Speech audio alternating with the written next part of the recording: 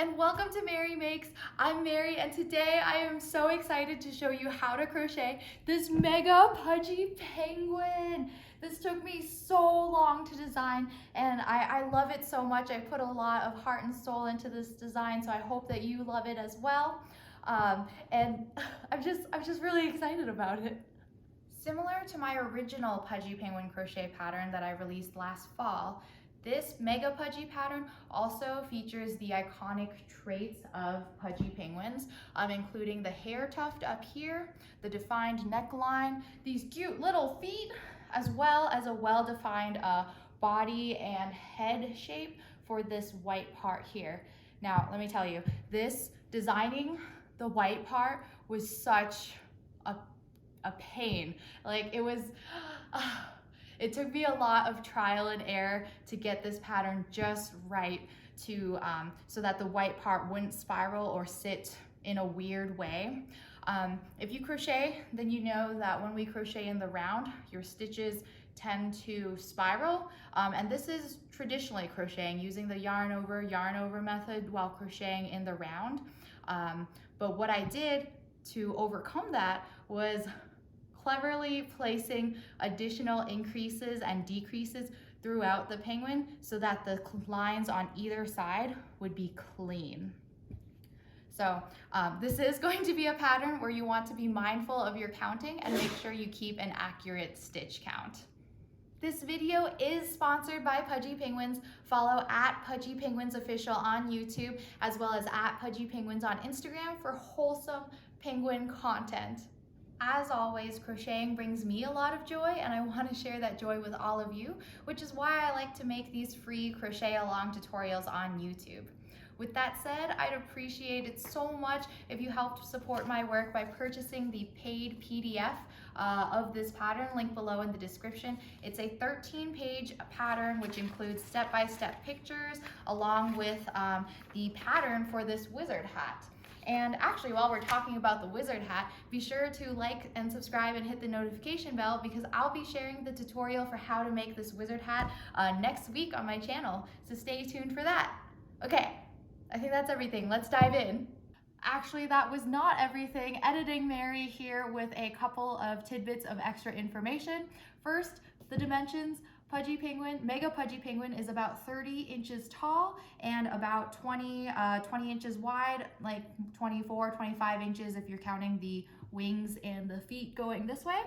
Also, for a crochet-along tutorial, the way this video is going to work is I'm going to be showing you what I'm doing row by row.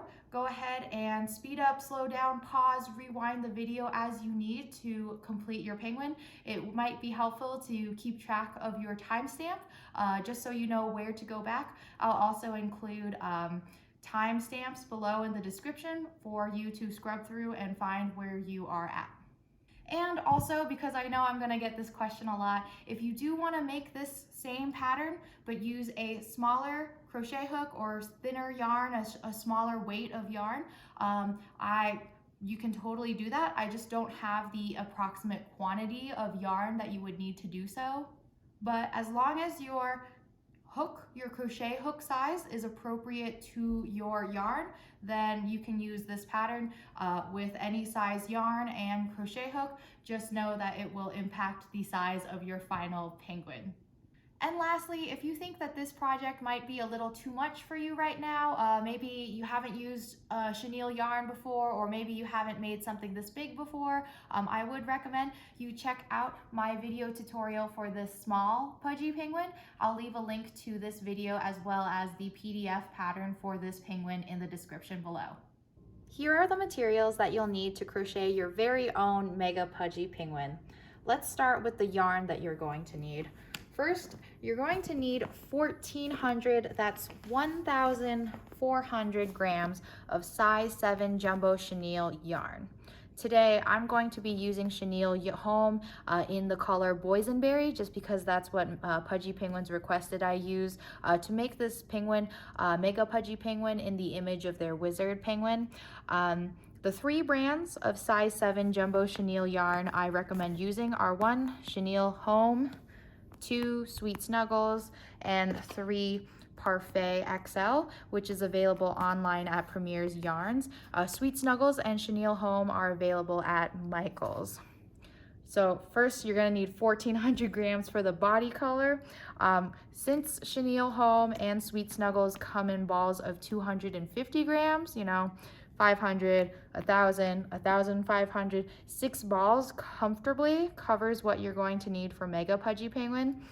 But if you do purchase Parfait XL, just keep in mind that these come in balls of 200 grams. And while they're generally pretty generous, it is cutting it pretty close if you were to purchase 7 balls and have like exactly 1,400 grams. So if you're purchasing Parfait XL, I would recommend just picking up an extra ball of yarn just to be safe. You don't want to run out of like a certain dye lot of color and have your colors like mismatch a little bit. For white, you're going to need about 330 grams of white jumbo chenille. So I've got my 2 balls of Sweet Snuggles right here.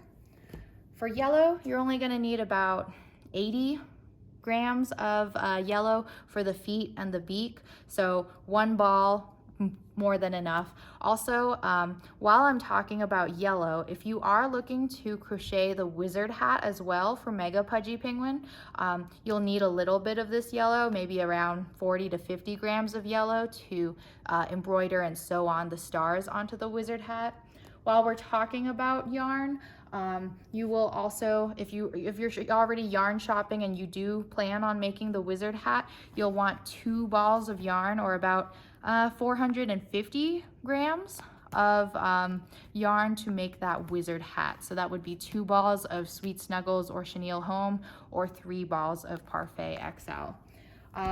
As far as mixing and matching these colors, I actually think they're all made in the same factory in Turkey. Like, this is made in Turkey, this is made in Turkey, and Parfait XL is also made in Turkey. And I find that they're like almost identical. So I have no problems with mixing and matching the yarn brands as long as your dye lots remain the same. Just so your boysenberry ball number 1 is the same shade of boysenberry ball number 5.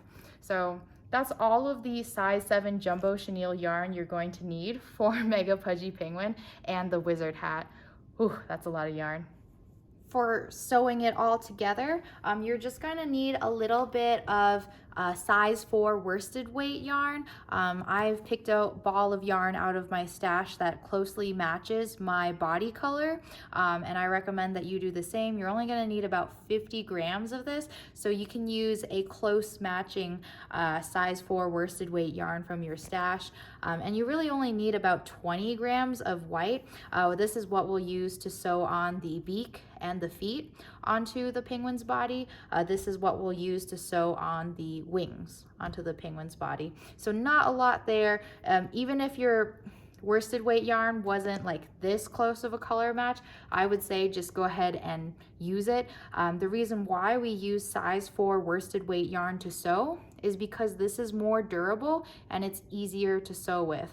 Like, if you're using this chenille yarn to sew, you're gonna have so much yarn fluffing everywhere. Like, I already have yarn all over my table, or the fluff. But this using regular worsted weight yarn is just more efficient and more durable than using your chenille to sew. So a little bit of that there. You're also going to need size 40 millimeter safety eyes. So these are the safety eyes that I buy off of Amazon. I love that they say 40 millimeters instead of 4 centimeters, but they're really high quality, and they come with like these little plastic like screen protectors, so your eyes come like all nice and smooth and undamaged. And the backs for these eyes that I buy are actually really high quality. They are thick and they fit the eye really well. So I'm not like, of course, with safety eyes, there's always a risk that they come apart, but these like backs that they come with are actually really nice. So I'm less worried about these as well. Also, I guess, I don't know, this is a pretty big piece. I guess it could still be a choking hazard. Just be careful of safety eyes, even if they are 4 millimeters big. As far as stuffing goes, you'll also need stuffing. I used 6 pounds of stuffing for Mega-Pudgy Penguin, but you could, if you'd like it firmer, use up to 8 to 10 pounds of stuffing. For reference, when I made Mega Dino, I used 14 pounds of stuffing, just because Mega Dino is a little bigger and the neck requires more shaping, so there's just more stuffing in that guy than with Mega-Pudgy. You don't need to put as much stuffing in Mega-Pudgy to maintain the round shape, because it's a very nice and easy round figure 8 shape for the body. But yeah, at least 6 pounds of stuffing, 10 if you really want it to be super firm. You're also going to need a size 10 millimeter crochet hook. This is what I find works best for me using size 7 jumbo chenille. It actually recommends an 11.5 millimeter crochet hook, but depending on how tight or loose your tension is when you crochet, you might adjust this. The important thing is that your hook size is appropriately sized to your hands and how you crochet, in such a way that once you've made it, there's not any large holes in between your stitches, so that the stuffing can't be seen or can't fall out of your penguin once you're done crocheting it. Of course, you're also going to need a needle, a pair of scissors. For the needle, I do recommend using a steel, like big yarn needle, especially working with this size 7 jumbo chenille. You can see this needle has a pretty large eye on it, and I just buy these off of Amazon. They're really affordable and a really great way to upgrade your crochet plushie game. So definitely recommend the steel yarn needles. And of course, you're going to need a stitch marker. Where's my stitch marker? I always lose them. But you can use a paper clip, a piece of yarn, an actual stitch marker, whatever you like to mark your stitches, as long as it helps you keep track of where you are in the pattern. Whew. Okay, I think that's all of the materials. I'll leave links to most everything in the description. Some of the links that will be affiliate links, so if you purchase using my link, I will earn a small commission, and I'll mark it clearly which ones are and are not affiliate links. It is a free way for you to support my work if you purchase using my link, and it's at no extra cost to you. The products will still be the same price. Whew, okay, let's go ahead and start actually crocheting. I found my stitch marker. All right, starting with round number 1, you're gonna start with 8 single crochet in the magic ring. To make the magic ring, I would take the dead end of the yarn in your left hand if you're right-handed, your right hand if you're left-handed, and take the live end, wrap it around so that the live end is sitting on top. Then take your crochet hook, insert it into the loop, face down, grab that live yarn, pull it through, rotate your hook up to the ceiling, and then yarn over with that live yarn and pull it through to make the magic ring. I'm not going to spend too much time on the magic ring just because this is going to be such a long tutorial, but there's a couple of other methods out there to making the magic ring if you need help with it. And I always like to just make sure my magic ring is adjustable at this point before I even start crocheting into it, because then I know that's how it will go. So go ahead and make 8 single crochet in the magic ring. Here's 1. Oh, pulling out my yarn out of the ball. 2, 3, 4, 5, 6, 7, and 8. So 8 single crochet in the magic ring. Go ahead and close up your magic ring. If your magic ring does break for whatever reason, what you can always do is take your regular worsted weight yarn, just cut a small length and thread it through all the stitches that you made and secure it. Or if you want to do that anyways, that's something I also sometimes do with my plushies, just to secure it a little extra. Going on to round number 2, we're going to work 8 increases for a total of 16 single crochets in this round. So here's my first increase, second increase, third increase, Oh, I have to keep pulling this fresh ball of yarn. At least I didn't get like yarn bar for a yarn baby this time. Oh, I should have used my stitch marker. I know I'm making increases, but I already lost count of what number increase I'm on. That's okay. I know I have about 3 more to go. Okay, so there is the end of round number 2. You should have 16 stitches in this round. Go ahead and pause to put your stitch marker into the last stitch of your round. Keep in mind too, to be consistent with where you place your stitch marker. One of the most common mistakes I see beginner crocheters make is they're placing their stitch marker in the first stitch of the round, and then they're moving it to the last stitch of the round, and that causes you to lose count. So just double check at the end of your rounds you have the right stitch count, and move your stitch marker accordingly. Going on to round number 3, go ahead and make 1 single crochet in the first stitch, followed by an increase in the next stitch. You're going to repeat this 8 times total for 24 stitches in this round. And just remember that during this video tutorial, you can always slow down, speed up, pause, and come back to this video as you're crocheting. You don't have to crochet at the speed that I go at. And there will be parts of this video where I just tell you what to do and meet you back here in the video at the end of the round.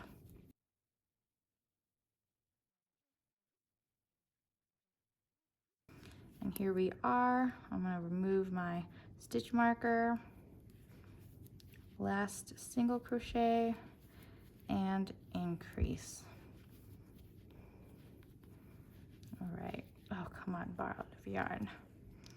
So there is the end of round number 3. Again, you should have 24 stitches in this round. Going on to round number 4, we're going to work 2 single crochet, 1, 2, followed by an increase. Do this all the way around. You'll have a total of 32 stitches. I'll meet you back here at the end of round number 4. Just keep going around, single crochet, increase. Here's the end of round number 4. You should have 32 stitches in this round. Going on to round number 5, we're going to work 3 single crochet, 1, 2, and 3, followed by an increase. Repeat that all the way around for a total of 40 stitches in this round. So 3 single crochet followed by an increase, and I'll meet you back here.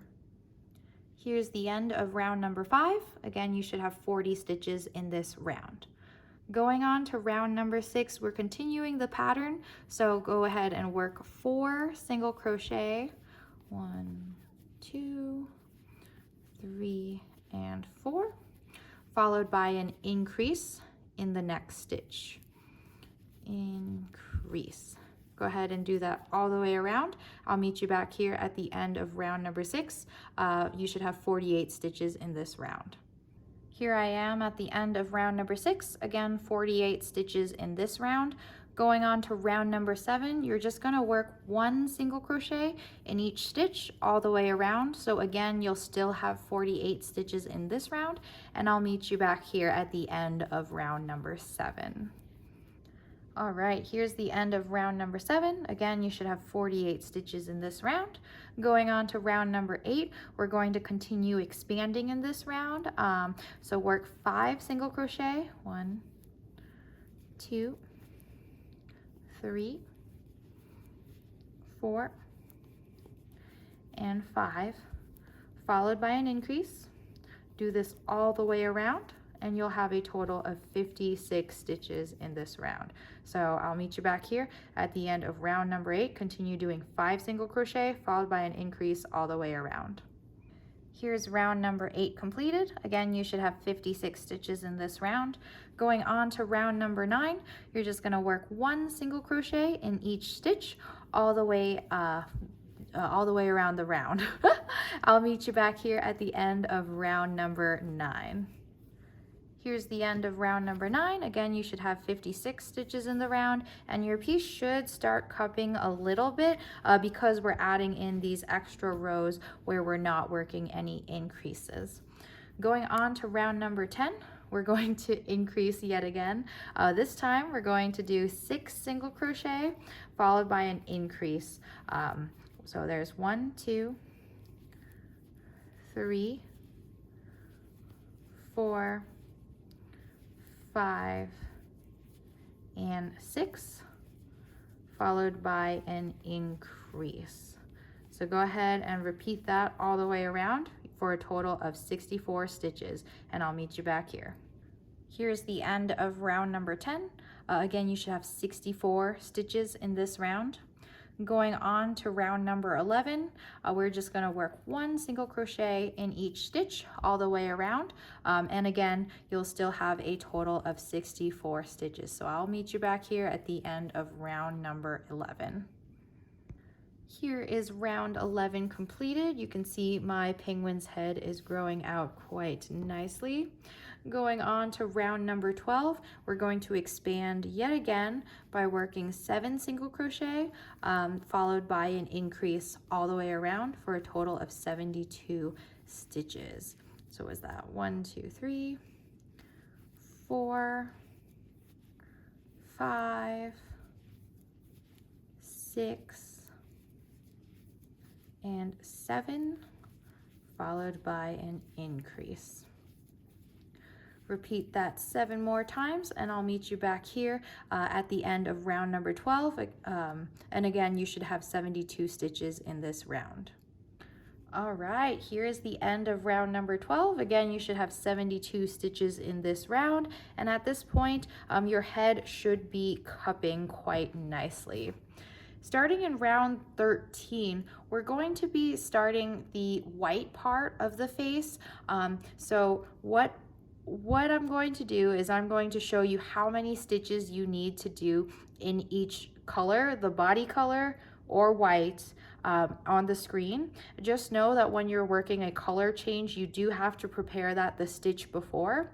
So I'll show you this first one. So the first part of round 13 is you're going to work 28 single crochet in the body color, and I'll show you what we do when we get to that 28th single crochet. So here's the first one. 1, 2, 3, 4, 5, 6, 7, 8, 9, 10, 11, 12, 13, 14, 15, 16, 17, 18, 19, 20, 21, 22, 23, 24, 25, 26, and 27. And here is my 28th single crochet. I'm going to insert my hook, drop a loop, but I'm not going to finish this stitch just yet. Instead, I'm going to grab my white yarn and use that to draw up my loop so that my next stitch will be white. And so I'm going to work a stitch or 2 of white. You're going to work 5 single crochet here, but I'm just going to work 2 so that I can then tie off my ends here. And I like to just do a regular tie off color change just because we're making plushies anyways. All of these yarn ends will be inside of the plushie, so it really doesn't matter if you have a lot of yarn ends, as they'll all be tied off inside your plushie. So we just did 28 single crochet in the body color. Now we're going to work 5 single crochet in the white color, but remember, in the 5th single crochet we're going to work our color change. So 1 single crochet, 2, 3, 4, and now in our 5th single crochet I'm going to drop a loop, but I'm going to finish this single crochet with my body color just like that, so that I'm ready to make my next stitch the body color. Now you're gonna work 6 single crochet in the body color. I'm just gonna work 3 for the moment so that I can tie off this end. Just dead knot here and leave yourself a bit of a tail. And now I'm going to continue on with the body color. 6 single crochet, so 3, 4, 5, and 6. Just gonna draw up the loop and finish it with my white yarn like that. The next step, we'll do 5 white single crochet.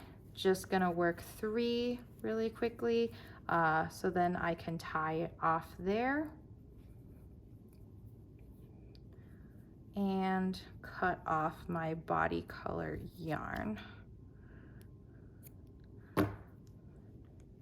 So there's 3 white single crochet. I'm gonna work 2 more, 1 and 2, leaving that stitch unfinished to then draw up my body color yarn to finish up that stitch. Gonna work 3 of these, and the last part of round number 13, you are going to work 28 single crochet in the body color, which will bring you back to the end of the round. So there we go. Cut off my yarn end there, and 3, 4, 5. I'll just finish up this round with you.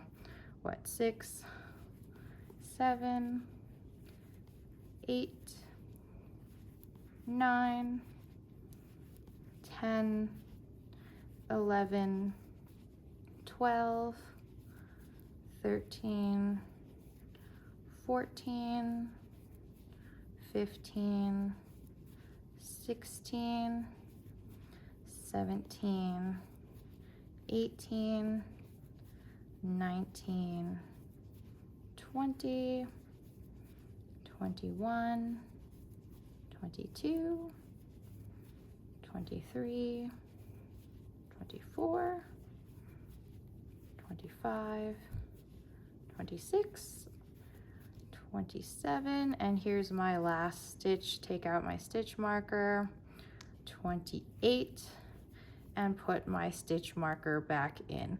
So there is the end of round number 13. Again, you should have 28 single crochet in body color, followed by 5 in white, 6 in your body color, another 5 in white, and then another 28 in that body color. Going on to round 14, we're gonna start with an increase in the first stitch, followed by 8 single crochet. 1, 2, 3, 4, 5, 6, 7, and 8.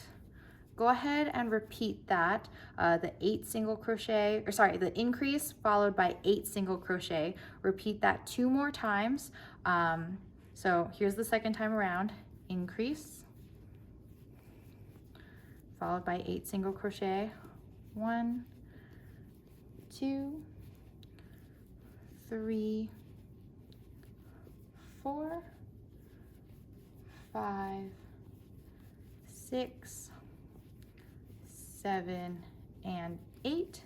So there's my second repeat, and here's my third repeat. Increase and 8 single crochet. 1, 2, 3, 4, 5, 6, 7, and then here's the 8th single crochet. I'm just gonna drop a loop and we're gonna finish it in white. So right now you should be about, or exactly 1 stitch away from your white from the previous row. So go ahead and take your white yarn, drop the loop there. Next, with the white, we're gonna work an increase in the next stitch. So here's that increase. Next, we're going to work 6 single crochet. So I'm just gonna work 3 really quickly. 1, 2, 3, so that I can tie off my color change.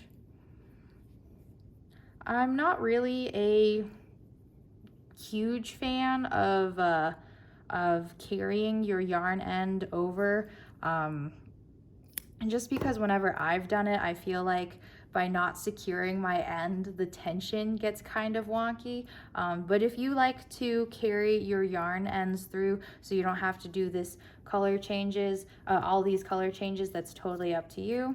I'm just gonna keep going with my cut off method. So there's the 3 single crochet, here's 3 more, 1, 2, and here's that last one. So that white section was an increase followed by 6 single crochet. Now I'm going to take my body color to finish up that stitch. Now we're going to work 4 single crochet in body color. 1, 2, and 3. And I'm just going to pause here to again cut off my color change, tie off and cut my yarn.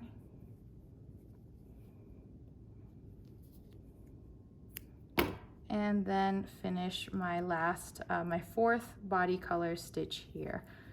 There we go. And use white to finish off that stitch. So now with the white over here, we worked increase followed by 6 single crochet. On this side, we're gonna work 6 single crochet followed by an increase. So here's the first one, second one, third one. Pause to tie off the color change. And I'm not tying this color change off super tight, but I am making sure that it is snug. If you do tie your color change off so tight, then you will see the colors bleed through more. So just be careful with how tight you're tying off your color changes. So there's 3 single crochet in white, 4, 5, and 6, followed by an increase. So here's the first stitch of my increase, here's the second stitch of my increase, gonna finish it with the body color. Woo, okay. And now that we're on this side of the face, we're now going to work 8 single crochet followed by an increase. You're going to do that 3 times till you get to the end of the round. So there's 3 stitches, tie off the color change here, and we will continue on. So 3, 4, 5, 6, 7, 8, and here's that increase. We're going to do that 2 more times, and I'll stay here and do the entirety of round 14 with you. 1, 2, 3, 4, 5, 6, 7, 8, increase, and last time, 1, 2, 3, 4, 5, 6, 7, 8, and here is that increase. Okay, so there's the end of round number 14. In total, you should have 80 stitches in this round. Ooh, and here's how the inside is looking, all of our color changes with the yarn ends inside. So you're gonna notice a lot of fluffing around soon. Going on to round number 15, we're going to start with 30 single crochet in the body color. So I'm going to go ahead and make these 30 crochet, and I'll meet you back here when I'm done with these stitches.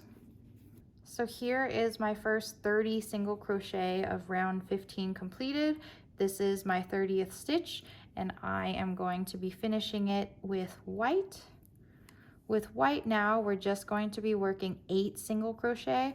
So let me work 3 here, 1, 2, 3, and go ahead and tie off this color change. There we go. So now to finish off the remainder of the 8, so 1, 2, 3, 4, 5, 6, 7, and 8. So this is all still should be lined up with where your white section is. Use body color yarn to finish up that 8th stitch. Now we're going to work 4 stitches in the body color. So 1, 2, 3. Go ahead and pause here so I can tie off my yarn end. Cut it off. And then last stitch here and finishing it up with the white. And then now with the white, you're going to work 8 single crochet. 1, 2, 3, 4, 5, 6. Oh, I should have cut off my yarn end over here.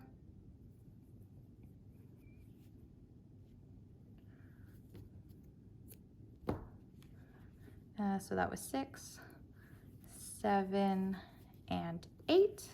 Change back to body color, and with body color we're going to work another 30 single crochet. So I'll meet you back here at the end of round number 15. So here is those 30 single crochet completed. That's round number 15. You should still have 80 single crochet total in this round. Going on to round 16, now we're going to work 29 single crochet in your body color, and I'll meet you here once my 29 single crochet are completed. All right, here are my 29 single crochets. Your 29th stitch should be one behind your body color from the last row, just because last row we had 30 single crochet in body color. Now we have 29, so it makes sense that you would be one off from there. Go ahead and finish off that 29th single crochet with your white. In white, now we're going to work 10 total single crochet. So let me go ahead and work 3, tie off my color change here, and finish up the 10 single crochet. So 3, 4, 5, 6, 7, 8, 9, and you'll notice that your 10th white one here is going to be on top of a body color stitch. Go ahead and change color to body color. Here we're only going to work 2 single crochet in body color, so I guess it probably would be more efficient to just keep my white going, but at the very least I do need to anchor in my body color here. Then yeah, now that that's anchored in, I'm not worried about this white pulling on that stitch. I am just going to use this white here, yarn over and pull that through, and then continue on. Well, I guess I do still have to tie it off here. Yeah, I'm still gonna have to tie the burgundy part off. So I'm gonna cut my end there and do a quick knot before continuing on in white. Oof, okay. And then 10 single crochet in white. So there's 1, 2, 3, 4, 5, 6, 7, 8, 9, and finally 10. Finishing that up with body color. just like we did at the beginning, you're going to work another 29 single crochet in the body color. So I will go ahead and meet you back here at the end of round number 16. All right, so there is round 16 completed. I finished up those 29 single crochets there. At this point, we have finished the part of the penguin that has this widow's peak here. So you'll have fewer color changes going from round 17 and on, as we'll just be working body color, one white section, and then body color, and we'll no longer have like this third body color section in the middle of the two whites. So going on to round 17, you're going to start again with 29 single crochet in the body color. Then you'll do 22 single crochet in white, and then another 29 single crochet in body color. I'm going to just let you do the color changes on your own, and I'll meet you back here at the end of round 17. Here I am at the end of round 17. Again, you should have 29 single crochet in the body color, 22 single crochet in the white, and another 29 single crochet in the body color for a total of 80 stitches. At this point, it is a good idea to thread a length of yarn along your row end just to help you keep track of rounds, because it's at this point that it ends up being really time consuming to count your rows if you forgot, if you were, you know, on round 17 versus round 18. So what you'll do is just cut a length of yarn. I'm just using my white worsted weight yarn here. What I'm going to do is I'm going to use this length of yarn to mark every 5 rows. Starting with row 2, because I don't like to thread my yarn through the center of the magic circle, I'm just going to go into the first stitch of round, I guess the last stitch, sorry, of round 1. And then I'm going to come out of round 5. So 1, 2, 3, 4, and 5. I'm going to come out the top of that stitch there. And then pull my yarn through and just keep a bit of a tail there. So now if I look at a quick glance, I can know 1, 2, 3, 4, 5. So now I'm going to have this length of yarn cover rounds 6, 7, 8, 9, and 10. So I'm going to go into the top of round 10.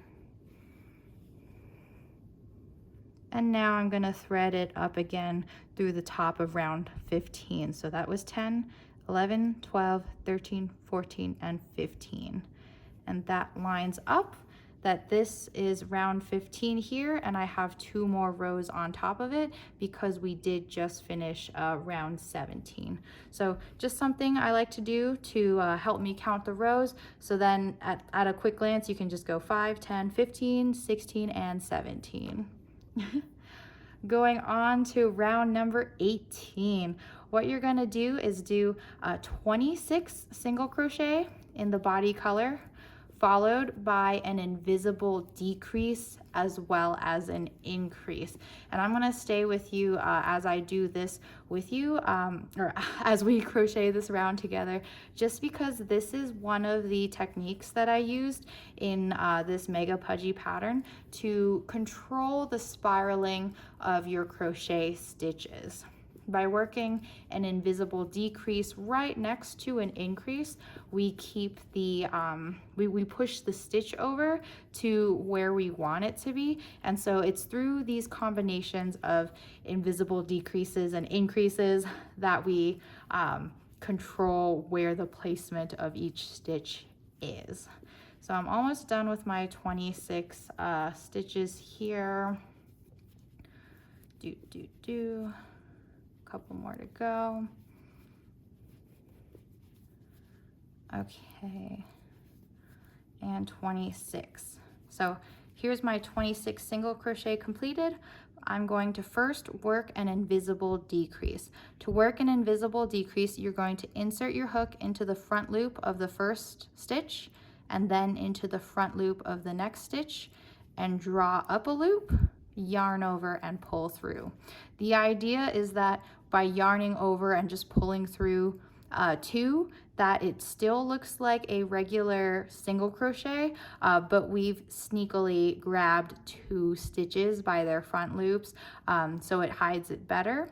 And then now we're going to work an increase. So net 0, you still have 29 single crochets in this section.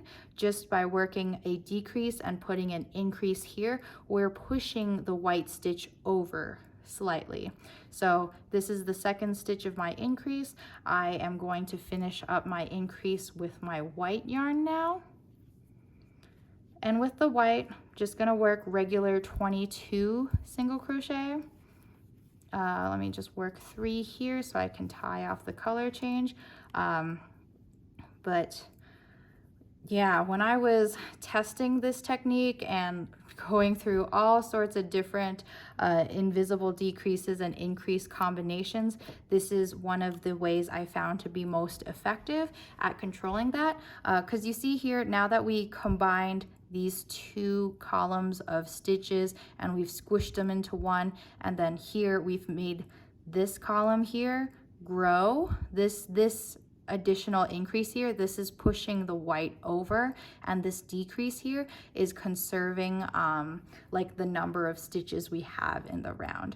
So it's pretty, I guess, clever, but the thing about this is you can't just do this every row or else you will end up with a warped shape overall. So that's why we'll do this every couple of rows so that it's more subtle in the penguin design.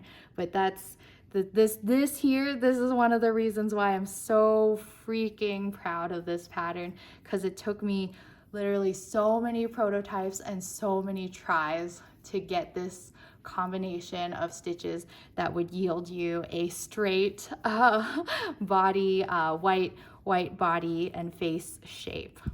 So yeah.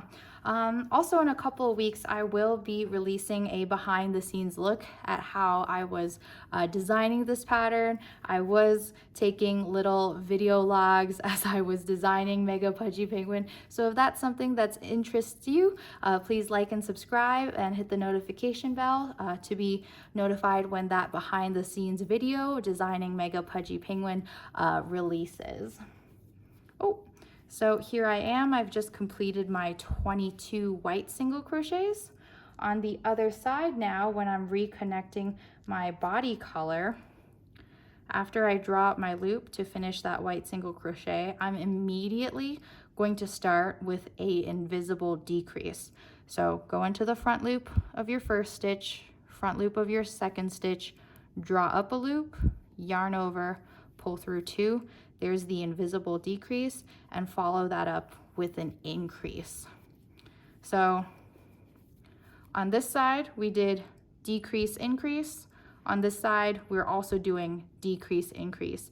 And this is going to allow this white to push over this way, just because when you're crocheting, it's going to want to spiral that way, but we want our body to go, to stay centered. Essentially, we're pushing back on it with, you know, equal opposite force, all that good stuff. Okay, so tying off my color change there. I hope that all made sense. But there's my decrease, increase, and now we're just gonna work another 26 single crochet to finish up round number 18. And I'll go ahead and just let you finish up your 26 single crochet, and I'll meet you back here at the end of the round. So there's the end of round number 18. Again, you should still have 80 stitches in this round. Going on to round number 19, we're going to start with 29 single crochet in the body color. And then when we get to the white part, we are going to, again, work some invisible decreases and some increases to influence the shape of that white part. But go ahead and work these 29 single crochet, and I'll meet you at the, well, 29th stitch. Here I am in the 29th single crochet. I drew up a loop and I'm gonna finish it with my white yarn. Now with the white, what we're going to do is we're going to first work 5 single crochet.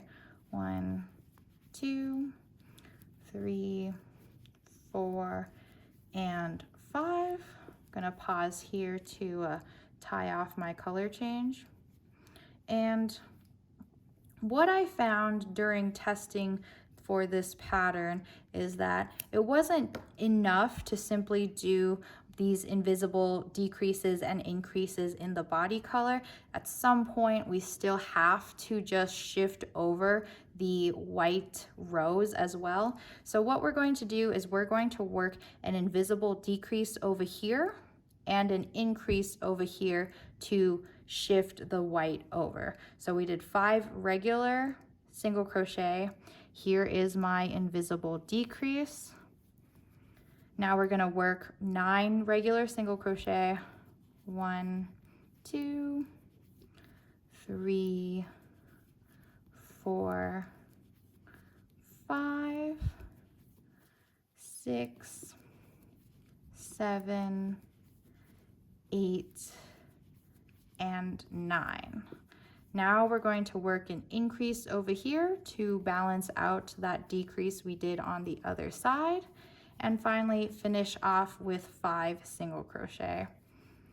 1, 2, 3, 4, and 5. So we still keep, 22 white stitches in the center here, but we are just very subtly moving over where these stitches lie. And so that's why you do want to be pretty careful as you are counting stitches in this pattern. And then now just go ahead and finish off round 19 with 29 more single crochet in the body color. I'll meet you back here at the end of round number 19. All right, finished up those 29 single crochets. Here I am at the end of round number 19. Going on to round number 20. I'll let you do round 20 on your own because this one is a plain row. We're just gonna work 29 single crochet in body color, followed by 22 single crochet in white, followed by another 29 single crochet in body color. Go ahead and do that, and I'll meet you back here at the end of round number 20. Here I am at the end of round number 20. I did those 29 single crochets in the body color, the 22 in the white, and then the other 29 single crochet in the body color. As just like the rows before, you should still have 80 single crochet in this round. Going on to round 21. Round 21 is basically going to be a repeat of round 18. We're going to be working 26 single crochet, followed by that invisible decrease increase again before we work our regular 22 white single crochets, and then again on the opposite side, invisible decrease increase and 26 single crochet in the body color. So I'll go ahead and let you do this round on your own since it's the exact same as round number 18, and I'll meet you back here at the end of round 21. So here is round 21 completed. Again, just showing you the invisible decrease and increase I worked here at the end of the first section of the body color, the regular 22 single crochet in white, and then starting the next body color section, the decrease and the increase that was worked here. Now that we are at round 21 too, go ahead and take this moment to thread your yarn up just to help keep count of rows. I'm just going to use my crochet hook to pull that yarn marker through. So now we know, this is 20, this is round 20 and this is round 21. Going on to round 22, this is going to be another pretty plain round just like we've had before. We're just going to do 29 single crochet in body color, followed by 22 single crochet in white, followed by another 29 single crochet in body color. Go ahead and do that, and I will meet you back here at the end of round 22. Here I am at the end of round 22. Here's what it looks like again with the 29 single crochet of body color, 22 single crochet of white, and additional 29 single crochet of body color. Going on to round 23. This time we're going to do a subtle bit of shaping. We're going to be bringing in the white part just by one stitch on either end. So we're actually going to be working 30 single crochet in the body color, followed by 20 single crochet in the white, and then another 30 single crochet in the body color. I'll let you do the color changes on your own this row, and I will meet you back here at the end of round 23. All right, here I am at the end of round 23. I did those 30 single crochet in the body color, 20 single crochet in white. You'll notice here that the white is scooted in one stitch on either side, and then the additional 30 stitches on the opposite side. At this point, your Mega-Pudgy Penguin should be forming a bowl shape, and my goodness, it always gets me just like how mega this is. Like at this point, you can comfortably fit your head in here. It's like a basket at this point. But anyways, going on to round 24. Round 24 is just like rounds 21 and round 18. So again, we're going to be working the 26 single crochet followed by that invisible decrease increase. Then working the regular 22 single crochet in white, followed then by the invisible decrease, increase, and 26 single crochet in the body color again. So since this is just like rounds 21 and round 18, I'm just gonna go ahead and have you do that round on your own, and I'll meet you back here at the end of round 24. So there is round 24 completed. Again, the single crochets followed by the decrease, increase, the white single crochets, followed by the decrease, increase, and finishing up the body color single crochets. Going on to round 25. Round 25 is the exact same as round number 19. So I'm gonna let you do this one on your own as well. We're going to start with 29 single crochet in the body color, and then in white, we're going to work the 5 single crochet, followed by an invisible decrease, followed by a 9 single crochet, followed by an increase, and then another 5 single crochet, just because again we do need to control where the white stitches are landing. So this is that row that's shifting around those stitches with the increases and decreases. And then after you finish that again with the white, you'll do another 29 single crochet in the body color. So go ahead and do that, and I will check back in with you at the end of round 25.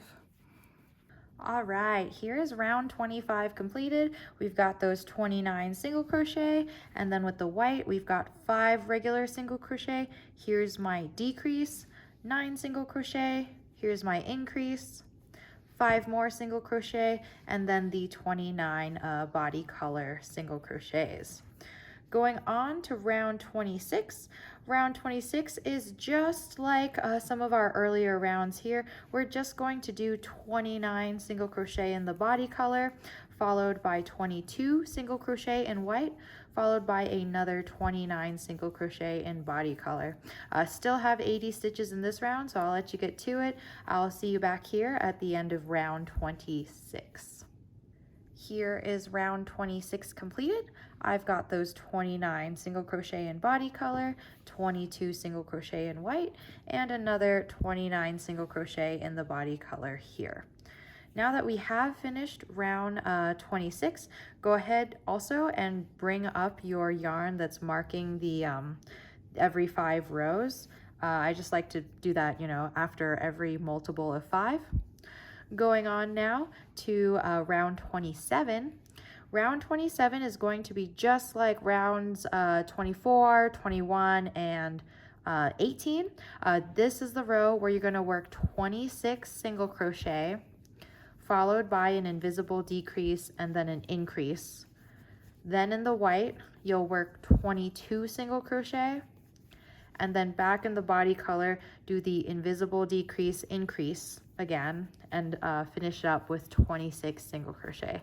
So since we've already done this row before together, I'm gonna go ahead and leave you to it. I'll see you at the end of round 27. So here is the round 27 completed. Here's my 26 single crochet, and then here's that decrease, increase. And here's my regular 22 white single crochet here. And on the opposite side, here's my decrease, increase. And here's that 26 single crochet to finish up round 27. Going on to round 28 and round 29, you're gonna do the same thing for both of these rows. You're gonna do 29 body color, 22 single crochet in white, and another 29 single crochet in body color. I'll meet you back here at the end of round 29. Go ahead and do rows 28 and round 29. So I just finished rounds 28 and 29. So here is where you should be 4 rows above your stitch marking, or sorry, your yarn that's marking every 5 rows. And again, those 2 rows, we were just doing 29 of the body color, 22 of the white, and 29 of the body color again. So let me go ahead and take this out. At this point, you've reached the first milestone in completing your Mega-Pudgy Penguin, and it should look like this. Here's rounds 1 through 29 completed. Now we're going to pause to attach our 40mm safety eyes, and I'm going to show you where to attach them. You're going to attach them between rounds 19 to 20, and we're going to leave about 11 stitches in between. And the way I'm going to do this is I'm actually just looking at the pattern. You know, this first row where we had these 5 white stitches, that happened in round 13. So that one's 13, 14, 15, 16, 17, 18, 19, and 20. So I want my eye between these 2 rows. So I'm just going to stick it in there. On the other side, I'm going to do the same thing. This one, this top white row here, that was round 13, 14, 15, 16, 17, 18, 19, and 20. I'm going to stick my eye here. I'm not, this isn't necessarily the landing place, but now that I've got my eyes in the right row, now I'm going to look in between the 2 eyes and just see how many stitches is in between them. So not counting the stitch that it's sitting in. 1, 2, 3, 4, 5, 6, 7, 8, 9, 10, and 11. I'm counting the one that's just underneath the eye. And if you have 11 stitches between your eyes, you should have about 4 stitches on either side between the eye and the body color.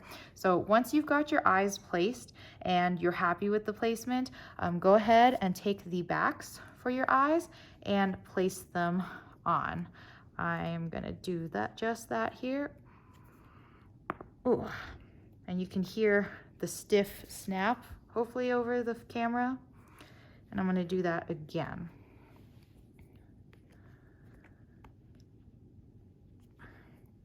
Oh man, this is stiff. Okay, I might have to push this down.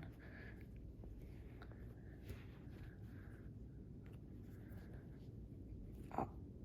Okay, there it is. So now I've got both of my eyes attached to the plushie, and I mean, while we're here, this is what the inside of my Mega-Pudgy looks like.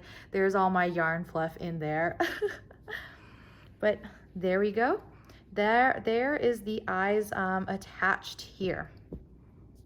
So now going on to rounds 30 through 35, these next 5 rounds are where we're going to shape the neck inward and then expand back outward.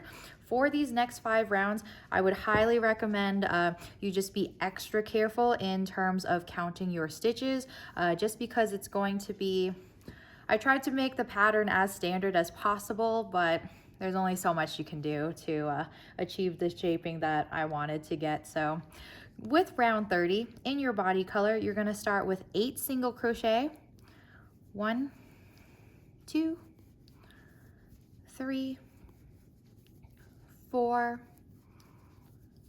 5, 6, 7, and 8, followed by an invisible decrease. So we're going to slide that there. And now you're going to repeat this one more time, another 8 single crochet and another invisible decrease. So 1, 2, 3, 4, 5, 6, 7, and 8. Here's my invisible decrease. Once you finish this decrease, now we're going to work 9 single crochet in the body color.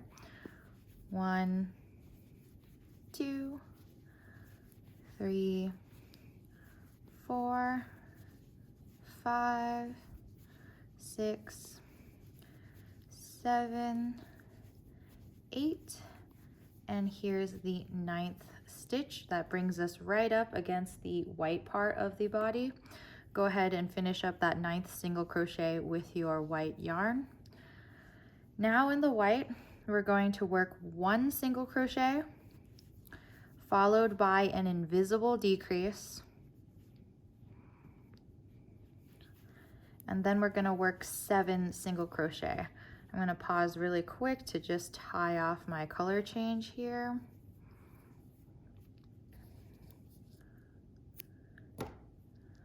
Okay, so now we're going to work those 7 single crochet.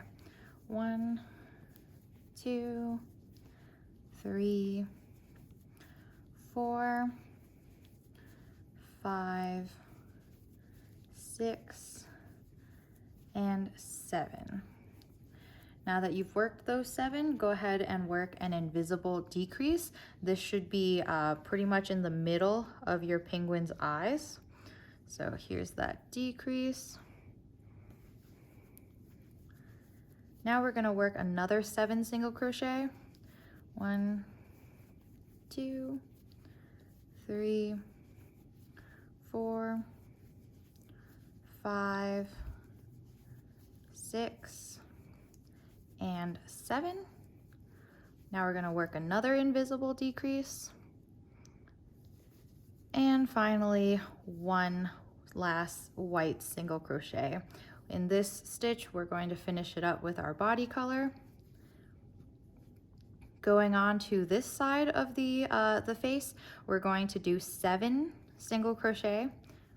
1, 2, 3, 4, 5, 6, and 7, followed by an invisible decrease. I'm going to go ahead and pause here to finish up my color change there. Now that we're done with the 7 single crochet invisible decrease, what you're going to do to finish up the round is 8 single crochet followed by an invisible decrease, and you're going to do that twice. So here's my first set of 8. 1, 2, 3, 4, 5, 6, 7, and 8. That invisible decrease. And here's my next 8. 1, 2, 3, 4, 5, 6, 7, 8, and there's my decrease going into the last 2 stitches in the round. Taking out my stitch marker, doing the invisible decrease, and popping my stitch marker back in. So there's the end of round 30. You should now have 72 stitches total in this round. Moving on to round 31. In your body color, we're going to start with 7 single crochet this time, followed by an invisible decrease, and you're going to do that twice. So here I am in my first group of 7, 6, and 7. Here's my invisible decrease. Going on to my second group of 7. 1, 2, 3, 4, 5, 6, and 7. Here's my second invisible decrease. And finally, we're going to do 9 single crochet again of just more body color before we transition to the white. 2, 3, 4, 5, 6, 7, 8, and 9. Drawing up my loop and finishing it with my white yarn here. Now in your white, we're going to do 1 single crochet in the first stitch, followed by an invisible decrease. Now we're going to do 5 single crochet. 1, 2, 3, 4, and 5. I'm going to pause here really quick to tie off my color change. After those 5 single crochet, you're going to work an invisible decrease. So here's my invisible decrease. Next, you'll work 6 single crochet. 1, 2, 3, 4, 5, and 6, followed by an invisible decrease and 1 single crochet in that last white stitch. Now we'll change back to our body color.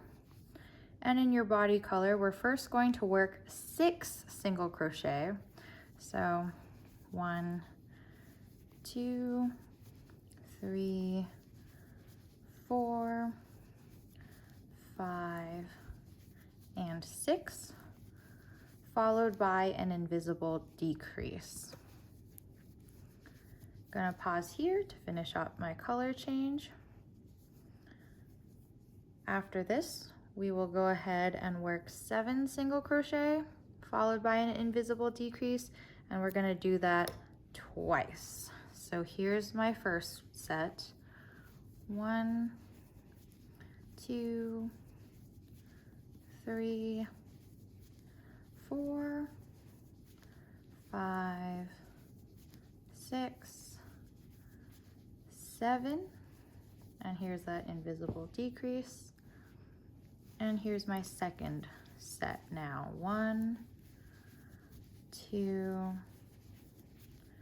3, 4, 5, 6, 7, and the invisible decrease in the last 2 stitches of these round. I'm removing my stitch marker, finishing my invisible decrease, and replacing my stitch marker back in that decrease. So there's the end of round 31. You should have 64 total stitches in this round. Since we are also at round 31, I'm going to take this moment again to send my yarn marker up now that we've completed you know, a multiple of 5 plus 1. And you know, if you are losing your row count at all, it is just really handy to be able to look and immediately go like 5, 10, 15, 20, 25, 30, 31. So I know I'm done with round 31. Moving on to round 32. Let's go ahead and start with 6 single crochet, followed by an invisible decrease. You're going to do that twice. So here's my first set of 6.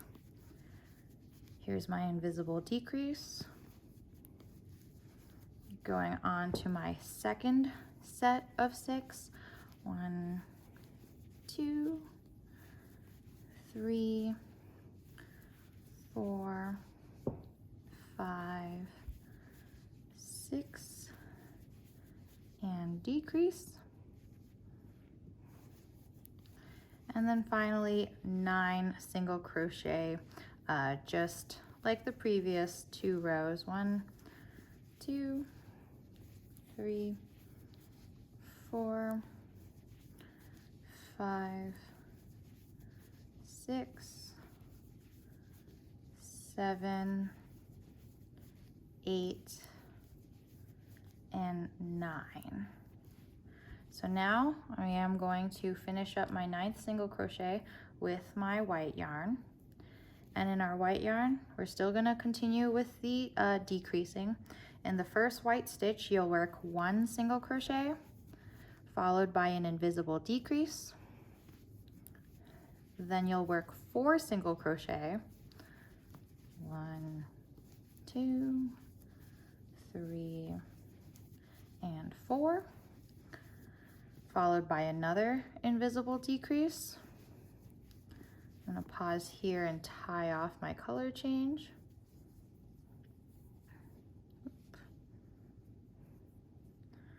And my eyes are weighing down my penguin a little bit. There we go. After that invisible decrease in the center there, you're gonna work another 4 single crochet. 1, 2, 3, and 4, followed by another invisible decrease. Here we go. And 1 single crochet in that last white stitch. Go ahead and change color back to your body color. In your body color, now we're gonna work 5 single crochet. 1, 2, 3, 4, and 5, followed by an invisible decrease. I'm gonna pause here to tie off my color change. After this, we'll work 6 single crochet followed by an invisible decrease, and we'll do that twice. So here's my first set. 1, 2, 3, 4, 5, 6, decrease. And here's the second set. 1, 2, 3, 4, 5, 6, and here we are decreasing in the last 2 stitches of our round. So there is round 32 completed. You should have 56 stitches in this round. 56 stitches is the smallest that our neck goes. So in rounds 33, 34, and 35, we're going to be expanding back out. Here's round 33. Go ahead and start with 6 single crochet. 1, 2, 3, 4, 5, and 6, followed by an increase. And you'll notice that the increase is actually going to be in the exact stitch where that was a decrease in the previous round. Go ahead and do that, repeat again, 6 single crochet with an increase. 1, 2, 3, 4, 5, and 6, followed by an increase. And now we are going to again work this plain 9 single crochet right here.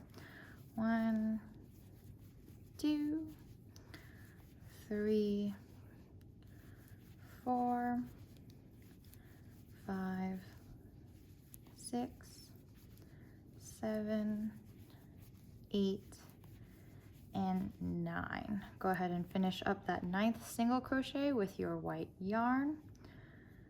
In white, now we are going to work 1 single crochet in the first stitch, followed by an increase, then 4 single crochet, 1, 2, 3, and 4, followed by an increase. You'll notice this increase is again in the decrease from the last round. So increase, followed by 5 single crochet, 1, 2, 3, 4, and 5. And then this is where it's slightly different. Your increase is going to be in the last white stitch this time. Go ahead and increase there. Oh, I forgot to tie off my color change on this side. Once you tie that off, I am going to get this color change on this side of the face here.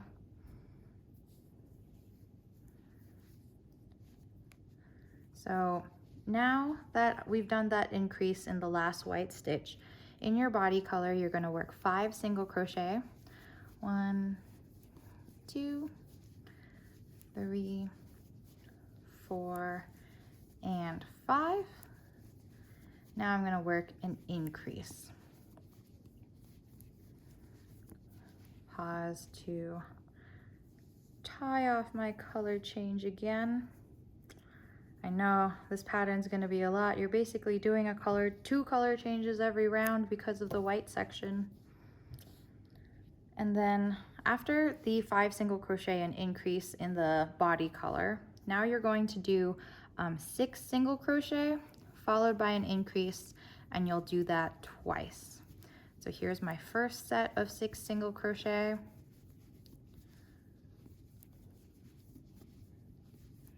And here's my increase that's in the decrease from the previous round.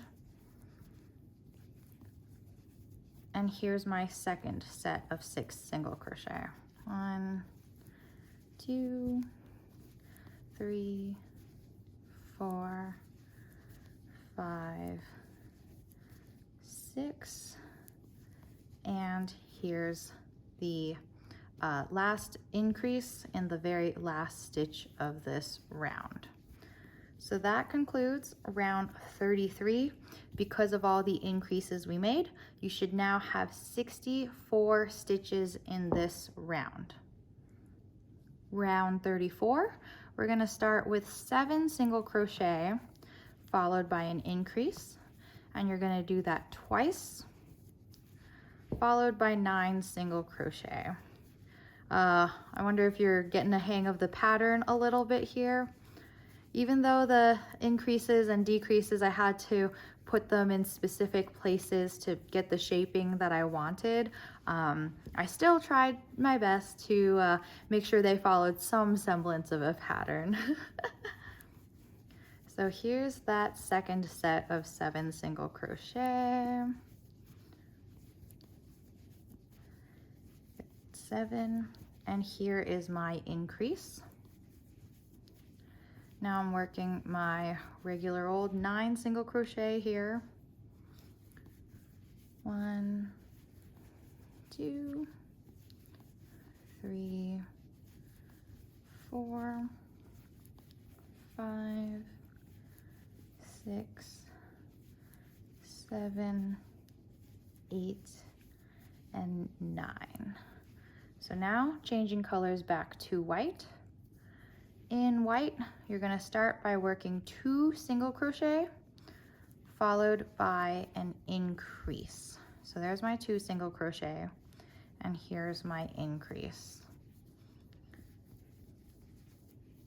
I'm going to pause to tie off my color change here.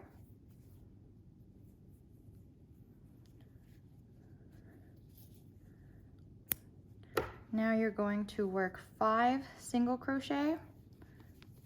1, 2, 3, 4, and 5, followed by an increase. Here's my increase. Now you're going to work 6 single crochet. 1, 2, 3, 4, 5, and 6, followed by an increase. And in the second stitch of that increase, go ahead and change colors back to body color. Now in body color, we're going to work 6 single crochet followed by an increase. So 2, 3, 4, 5, 6. Here's my increase. Now I'm going to pause to tie off my color change. Oops.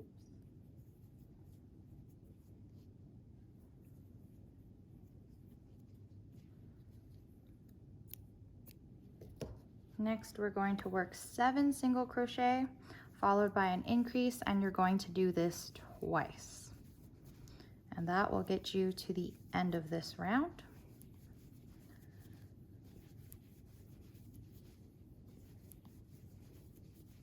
So there's my first 7 single crochet completed. Here's my increase.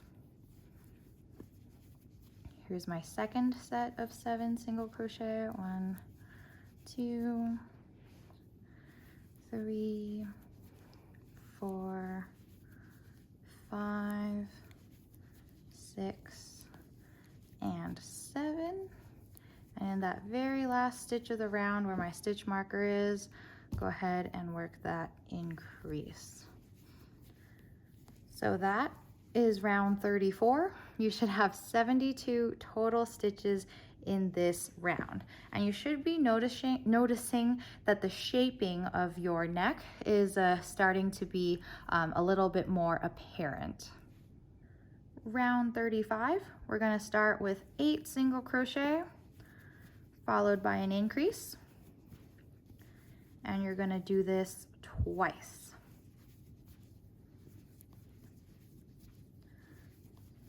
6, 7, and 8. Here is my increase. So there it is. Here's my second set of 8 single crochet and an increase. 1, 2, 3, 4, 5, 6, 7, and 8, followed by an increase. Now we're going to just do 9 regular single crochet.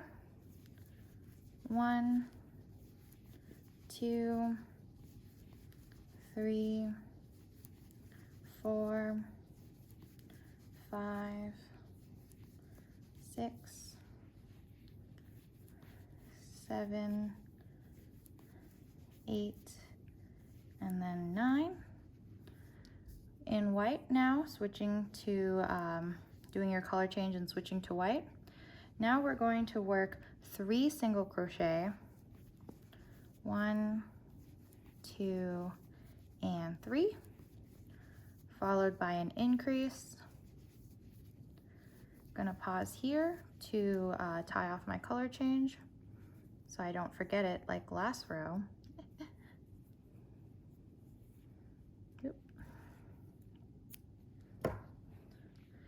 So that was 3 single crochet and an increase in the white. Go ahead and work now 6 single crochet. 1, 2, 3, 4, 5, and 6. Now you're going to work an increase.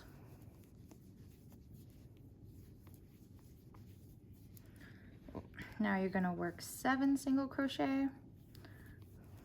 1, 2, 3, 4, 5, 6, and in that very last white stitch, we're gonna work our increase here. Go ahead and finish up that color change. Now in your body color, we're going to work 7 single crochet, followed by an increase. So that's 3, 4, 5, 6, and 7. Here is that increase.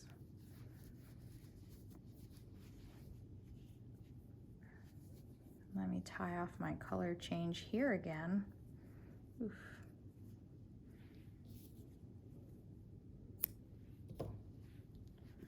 And then now you're going to work 8 single crochet followed by an increase, and you're going to do that twice. That will get you to the end of round 35.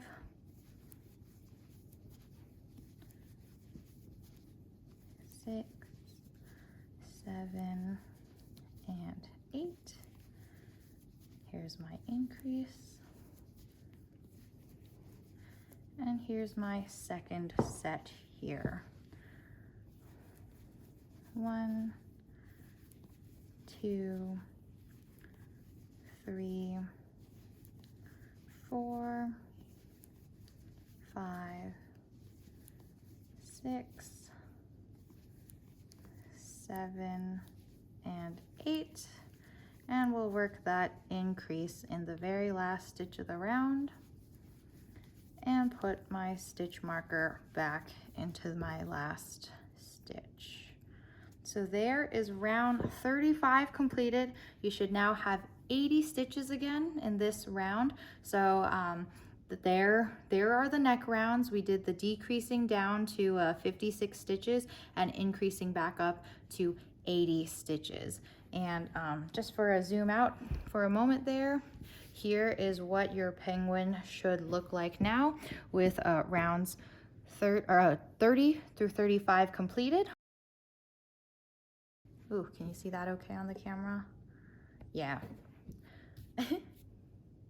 So going on now to the belly, for rounds 36 through 62, we're going to continue expanding a little bit and forming the belly, and there are going to be rows in the next section of rounds where we are again working those invisible decreases and increase combinations in order to keep the white part aligned in the center of the penguin.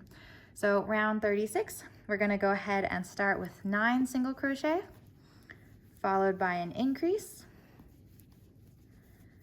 So 3, 4, 5, 6, 7, 8, and 9 single crochet. Here's my increase.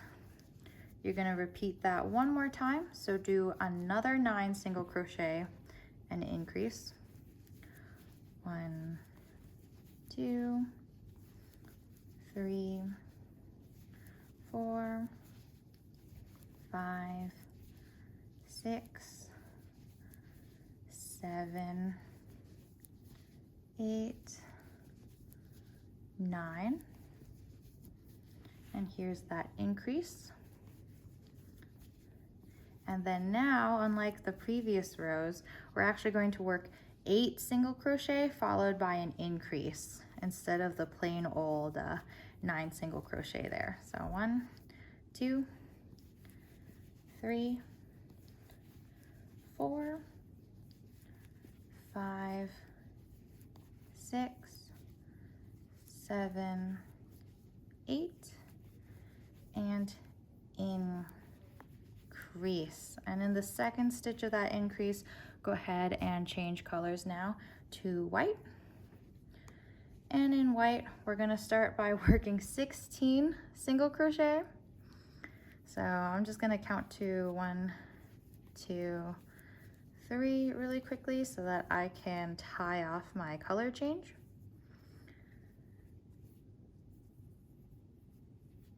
There we go. So back to my 16 single crochet, 3, 4, 5, 6, 7, 8, 9, 10, 11, 12, 13, 14, 15, and 16. So there's my 16 single crochet. Now we're gonna work an increase, and then we're gonna work 4 single crochet. So 1, 2, 3, and 4. Now you're gonna work another increase in that last white stitch. Change colors back to your body color. In your body color, you're now going to work 8 single crochet. 1, 2, 3, 4, 5, 6, 7, and 8, followed by an increase. Let me go ahead and pause here to tie off this color change.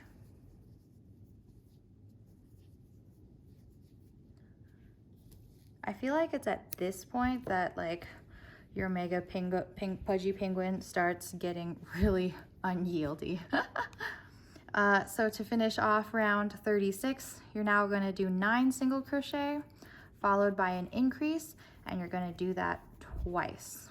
So this is my first set of 9 single crochet.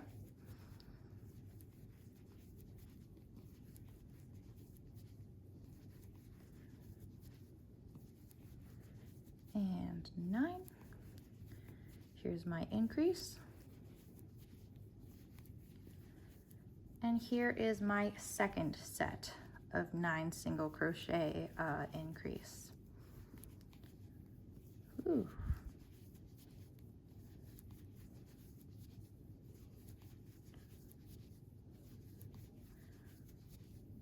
Five, 6, 7. Oh, did I miscount? 1, 2, 3, 4, 5, 6, 7, 8, and 9. And increase in the very last stitch. So there is round 36 completed. I'm gonna put my stitch marker back in this round, and since we did just complete round 36, I'm going to again punch my needle or my hook into the row 35 there, just to pull out my yarn marking my rows. So round 36 completed. You should have 88 stitches in this round. Going on to round 37, I'll go ahead and let you do this round on your own. You're just gonna work 32 single crochet in the body color, followed by 24 single crochet in white, followed by another 32 single crochet in the body color. It's like the first row in a while where you haven't had to count that that hard. So I'll meet you back here at the end of round 37. So here is round 37 completed. You should have 88 stitches in this round. It was a really simple one. We just did a 32 single crochet of body color, 24 single crochet of white, and then another 32 single crochet of body color. Round 38, now we're gonna start with 10 single crochet followed by an increase.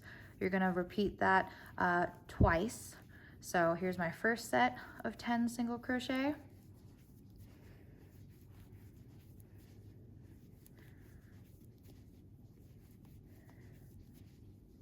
Okay, 9 and 10. And here's my increase. Here's my second set of 10 single crochet increase. 1, 2, 3, 4, 5, 6, 7, 8, 9, and 10. Here's my increase. And finally, we're going to work 9 single crochet followed by an increase, which will finish up the body color section on this side.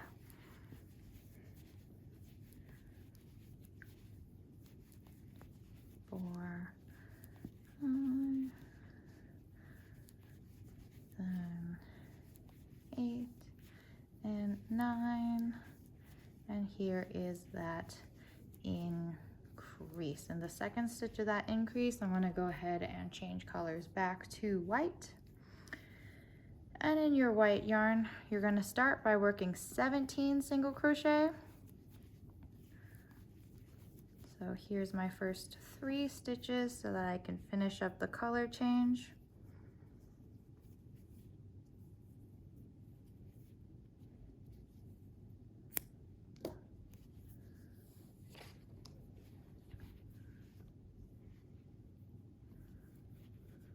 Four, 5, 6, 7, 8, 9, 10, 11, 12, 13, 14, 15. I shift my penguin over a little bit. 16 and 17. Now I'm going to work an increase. Next, work 5 regular single crochet.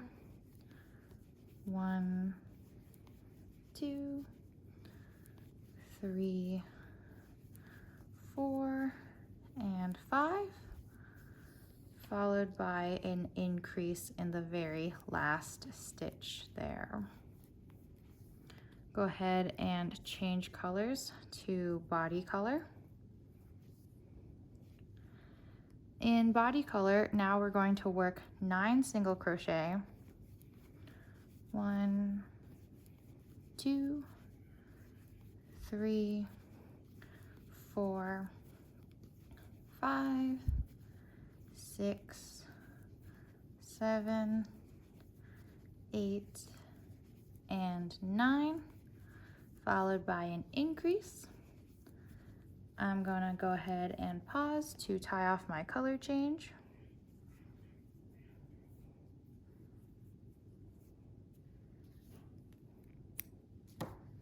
Now we're going to work 10 single crochet, followed by an increase, and you're gonna do that twice, which will bring you to the end of round 38.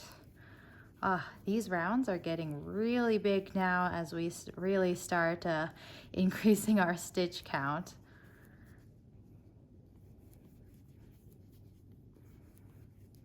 9 and 10.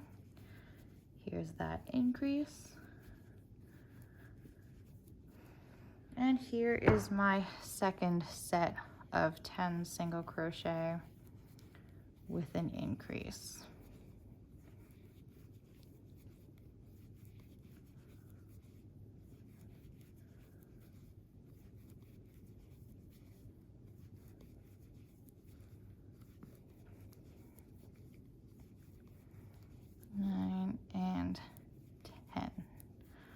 Gonna remove my stitch marker and put my increase in that very last stitch.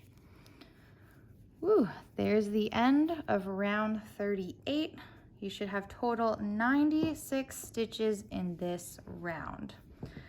At some point it is worth just double checking and counting your stitches to make sure that you're still on the right track with how many stitches you have in each round. Going on to round 39. Round 39 is another easy round where you don't really have to count that much. You're going to do 35 body color single crochet, followed by 26 white single crochet, followed by another 35 body color single crochet. So I'll go ahead and leave you to that, and I'll meet you back here at the end of round 39. Here is round 39 completed. Again, you should have 96 stitches in this round. It's 35 body color, 26 white, and another 35 body color. Round 40, starting in your body color, you're gonna do 11 single crochet, followed by an increase, and you're gonna do this twice. Gosh, this is already starting to get huge. But the good news is that in round 40, this is where we increase to 104 stitches in this round, and we're not going to go beyond 104 stitches, but there's gonna be a lot of rounds of 104 stitches, so you still got quite a bit of crocheting to do. Oh my, I lost count. 1, 2, 3, 4, 5, 6, 7, 8, 9, 10, 11, followed by an increase. Here's my second set of 11 single crochet increase. 1, 2, 3, 4, 5, 6, 7, 8, 9, 10, 11, increase. Now we're gonna do just 10 single crochet followed by an increase. 1, 2, 3, 4, 5, 6, 7, 8, 9, and 10. Increase. And in the second stitch of that increase, go ahead and change to your white yarn. Now in white, we are going to work 14 single crochet. So let me start by working 3 single crochet so that I can tie off this color change.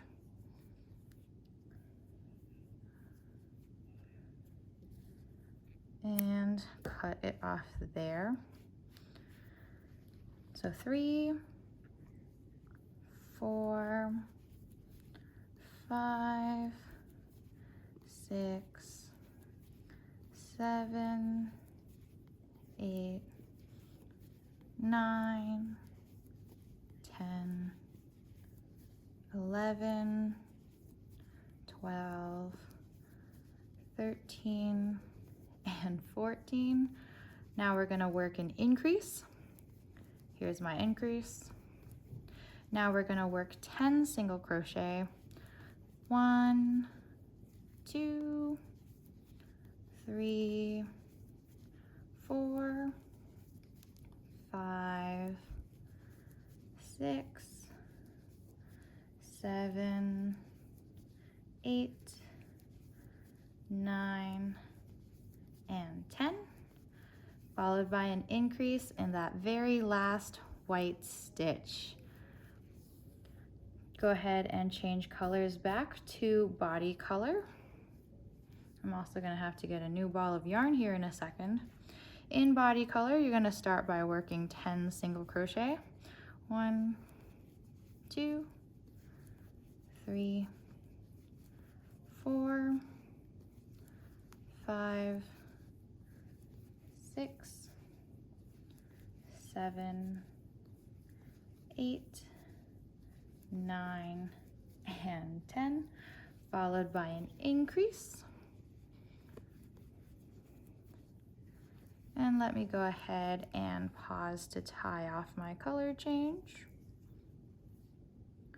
I probably should have mentioned this earlier in the video, but whenever I'm changing like balls of yarn, I actually just treat it like a color change. So like once I run out of this strand of yarn over here, I'm just gonna leave myself a bit of a tail, grab my new ball of yarn, and connect the color there. But that's how I like to do it.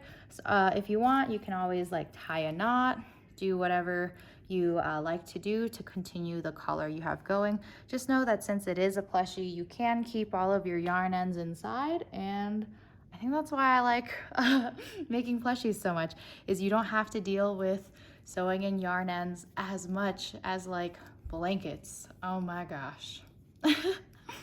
Oh, finishing up round 40, we're going to do 11 single crochet followed by an increase, and we're gonna do that twice.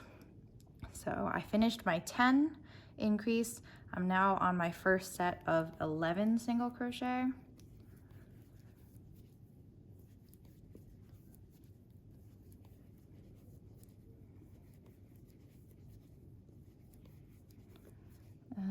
But 10 and 11. Here's that increase. And here is my second set of 11 single crochet followed by that increase.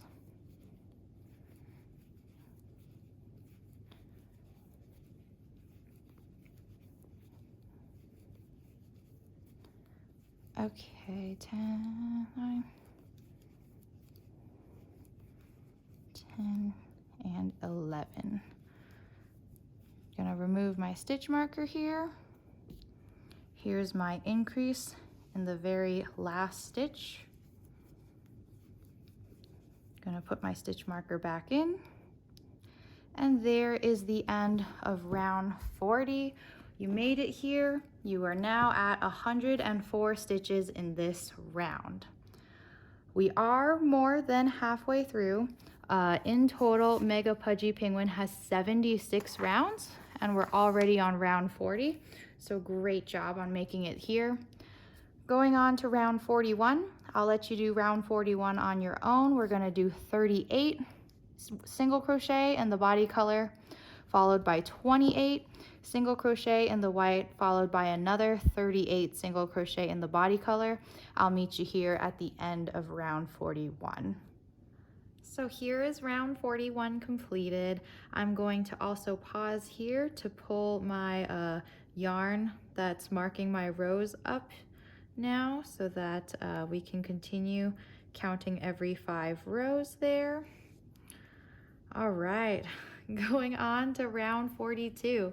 In round 42, I'm going to just explain what you're gonna do, and then I'll let you do it on your own. You're gonna start with 38 single crochet in body color, so you're just gonna do 1 single crochet in each stitch for this section. Then in the white section, we're going to do a row where we're offsetting the stitches by doing the invisible decreases and the increases.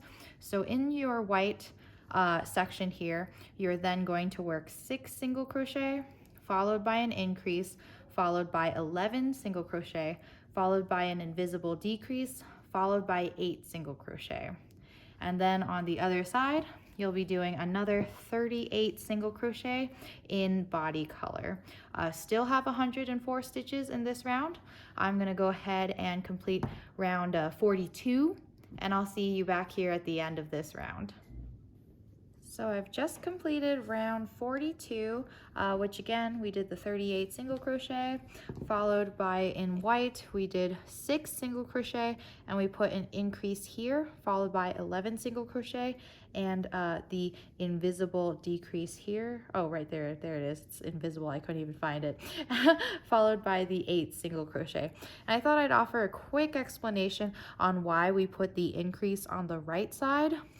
This time, because in one of the prototypes that I made when I was testing this pattern, it turned out that even though controlling the shifting of the white part, controlling the shifting of the stitches, even though we kept on decreasing the rows over here and adding them over there, at some point it kind of warped the shape. So by adding in one more increase at this point, it just like evened it out better. So this is a shaping decision on my part. Going on to round 43. Round 43, we are going to be doing additional shaping. So you're gonna start with doing 38 single crochet in body color.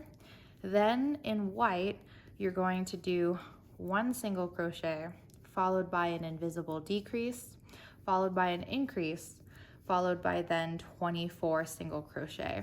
So, and then after that, you'll do 38 single crochet again in body color. And I'll meet you back here at the end of round 43 to show you how that looks. But I'm gonna go ahead and do round 43 on my own, and I'll leave you to it. Here is round 43 completed. Let me show you a closer look at the white part. So again, we did 1 single crochet by itself, then we did a invisible decrease in the next section, followed by an increase, just to provide that slight shift over here. And then we did 24 single crochet to finish up the white section. And then it was 38 body color single crochet on either side. Going on to round 44. Round 44, nothing weird in this round. You're just gonna do 38 single crochet in the white body color, excuse me, and then you're gonna do 28 single crochet in white, followed by another 38 single crochet in the body color. So I'll meet you back here at the end of round 44. You should still have 104 stitches in this round. Here is round 44 completed. Really simple round. Here's my 38 single crochet in the body color. Here's my 28 single crochet in the white, and my other 38 single crochet in the body color. You should still have, again, 104 stitches in this round. Going on to round 45, let me explain what you're doing in this round, and then I'll show you what it looks like completed. You're going to do 35 single crochet in the body color, and then just before the white, you're going to do an invisible decrease followed by an increase. This again is for the shaping of the penguin and making sure the white is as centered as possible. Then you're going to do 28 white single crochet. On the other side of the white, you're then going to do an invisible decrease in the body color, followed by an increase, and then 35 single crochet. So go ahead and do that for round 45, and I'll meet you back here to show you what round 45 looks like completed. Here is round 45 completed. On this side, we have the 35 single crochet, followed by the invisible decrease and the increase in body color. In the center, we have just 28 white single crochet. And on the other side, we have the invisible decrease, followed by the increase, and 35 more single crochet. So that does it for round 45. I'm already starting to have to roll up my penguin like this so that it fits on my table. Going on to round 46, you're gonna start with making 38 single crochet in body color. And then in white, I'm gonna explain what you'll do, and then I'll show you what it looks like. In white, you'll work 5 white single crochets, followed by an invisible decrease, and then an increase, followed by 12 single crochet, followed by another invisible decrease, and then an increase, and then finally 5 white single crochet, and then finishing up with 38 single crochet in the body color. So I'm gonna go ahead and do round 46, and I will show you what that looks like in a short moment here. I just completed round 46, and again, I am going to drag my yarn row marker up again here so that we are still marking every 5 rows. Here is what round 46 looks like. We have, again, the 38 single crochet in body color. Then here in the white, we have the 5 regular single crochet here, followed by, here's the invisible decrease, followed by the increase right next to it, followed by 12 single crochet here, fluff everywhere. And then here is my invisible decrease, followed by an increase, and then 5 more white single crochet. And then the rest of this is just 38 single crochet. So that was round 46. Going on to round 47, this is another plain and simple, easy round. We're just gonna do 1 single crochet in each stitch of the body color. So that's 38 single crochet here. Then we're going to do 28 single crochet in the white, and then another 38 single crochet in the body color. I'll meet you back here at the end of round 47. Go ahead and do that now. Here is round 47 completed. Again, I have 38 single crochet in the body color, 28 single crochet in the white, and then another 38 single crochet in the body color. Going on to round 48. Round 48 is exactly the same as round 45. So we're going to be working 35 single crochet, then we're going to do the invisible decrease followed by the increase. The white will be a regular 28 single crochet in white. Then we'll do an invisible decrease followed by an increase in the body color and finish that up with 35 single crochet. Since we've already done this round before, I'll leave you to it again and I'll show you what round 48 looks like completed. Here is round 48 completed. Like we said, there's 35 single crochet in the body color, followed by an invisible decrease and an increase here. Then 28 white single crochet and the invisible decrease and increase here, and another 35 single crochet. So round 47 completed, or 48, excuse me, that was round 48. Going on to round 49 and 50, these two rounds are the exact same and they're pretty simple rounds. You still just do the 38 single crochet in body color, followed by 28 single crochet in white, followed by another 38 single crochet in body color, and you're going to do this twice for rounds 49 and 50. So I'll meet you back here at the end of round number 50. Here are rounds 49 and 50 completed.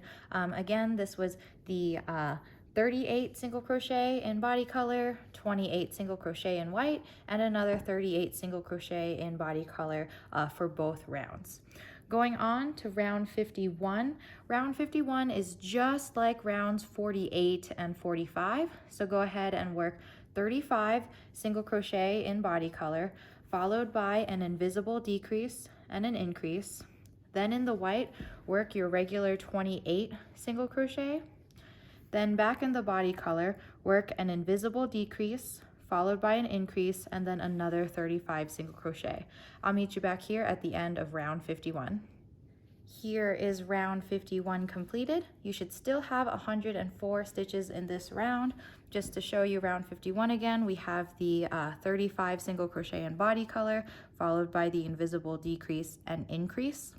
Then we have the 28 white single crochet, followed by the invisible decrease and increase, followed by another 35 single crochet in body color.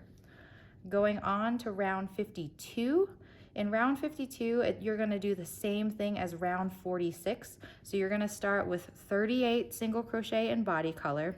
Then in white, you're going to work 5 regular white single crochet. Then you're going to work an invisible decrease, followed by an increase. Then you'll work 12 single crochet, followed by an invisible decrease and another increase. Then finish up with 5 regular white single crochet and 38 single crochet in the body color. Since we've already done this row before, I'll go ahead and leave you to it, and I'll check back in here at the end of round 52 to show you how it looks completed. Here is round 52 completed. These are the 38 single crochet in body color. Here's the first 5 single crochet in white. There's that invisible decrease followed by an increase. Now here's 12 regular single crochet followed by the invisible decrease and the increase, and another 5 single crochet over here, followed by finally the 38 single crochet in body color. Going on to round 53. Round 53 is a normal round. Go ahead and work 38 single crochet in body color, 28 single crochet in white, followed by another 38 single crochet in body color, and I'll meet you back here at the end of round 53. Here is round 53 completed, again with the 38 single crochet in body color, 28 single crochet in white, followed by another 38 single crochet in body color. Going on to round 54. Round 54 is the exact same as rounds 51, 48, and 45. So in this round, round 54, we're going to be doing 35 single crochet, followed by again the invisible decrease, followed by the increase, then in white, 28 single crochet, then in body color, the invisible decrease and the increase, then another 35 single crochet.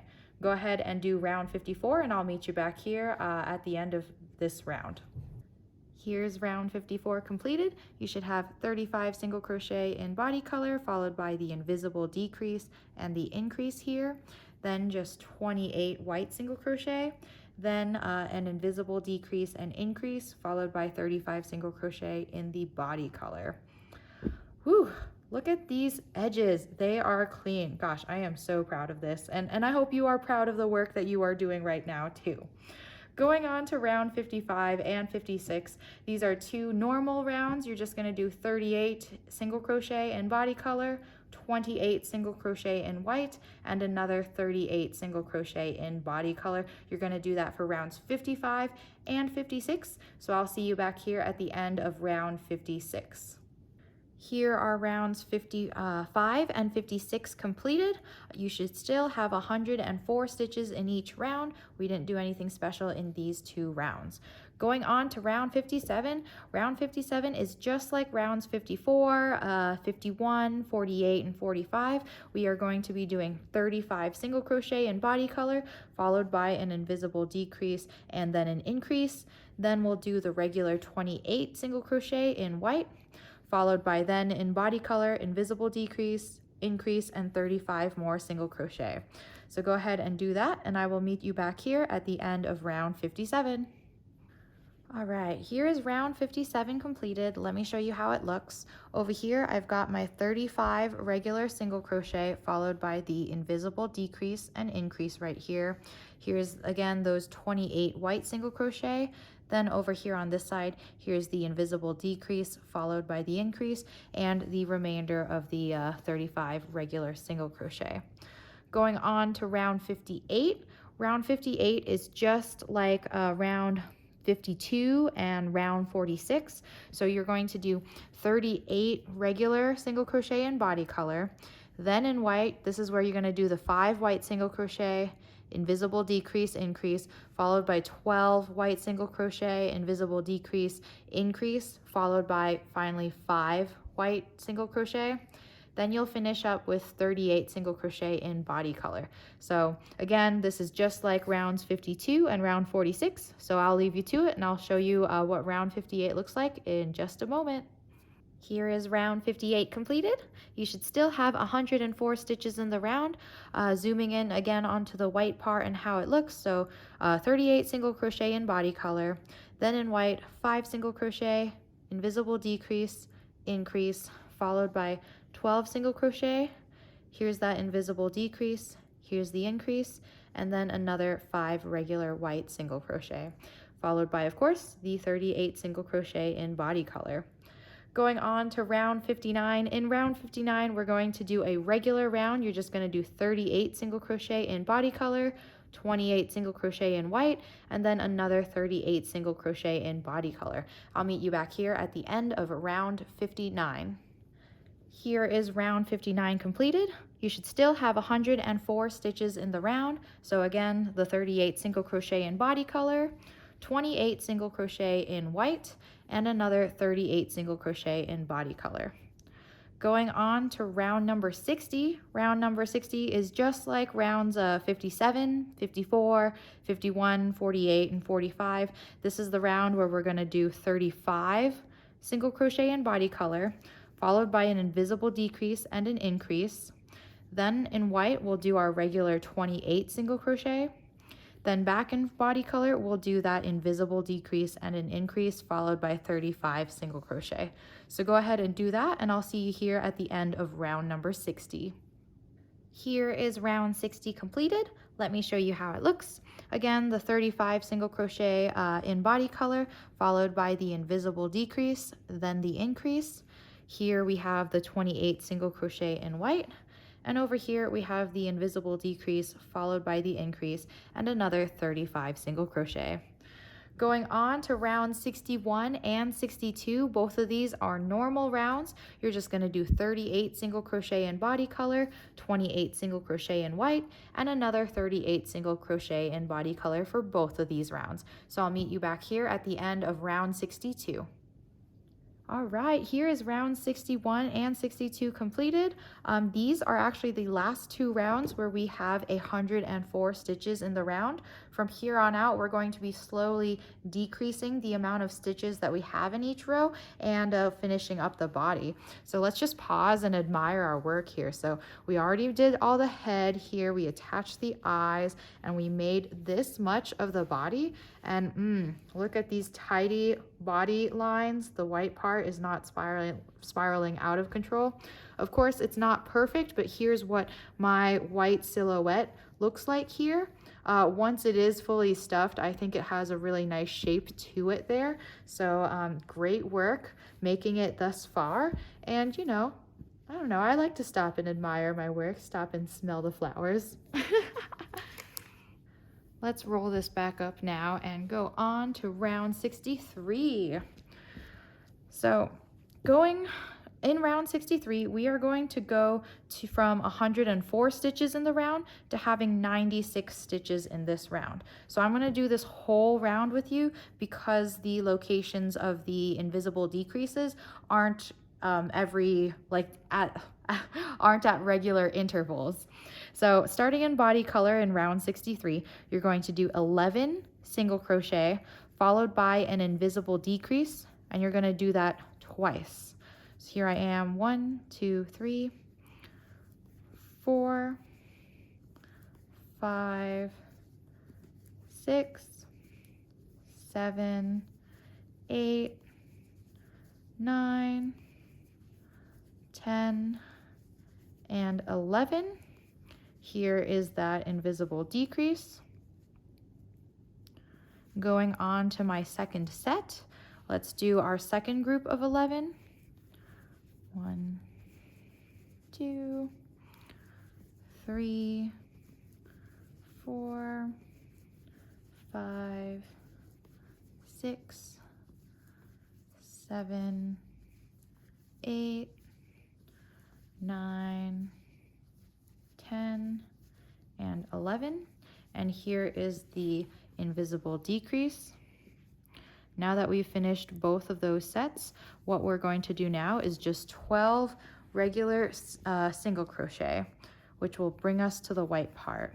1, 2, 3, 4, 5, 6, 7, 8, 9, 10, 11, and in that 12th stitch, go ahead and finish that stitch with white so that we are ready for the next section.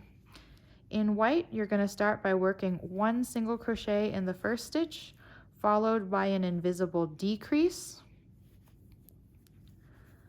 Then you're going to work 10 single crochet. I'm going to start by just working 3, 1, 2, and 3, so that I can tie off my color change here.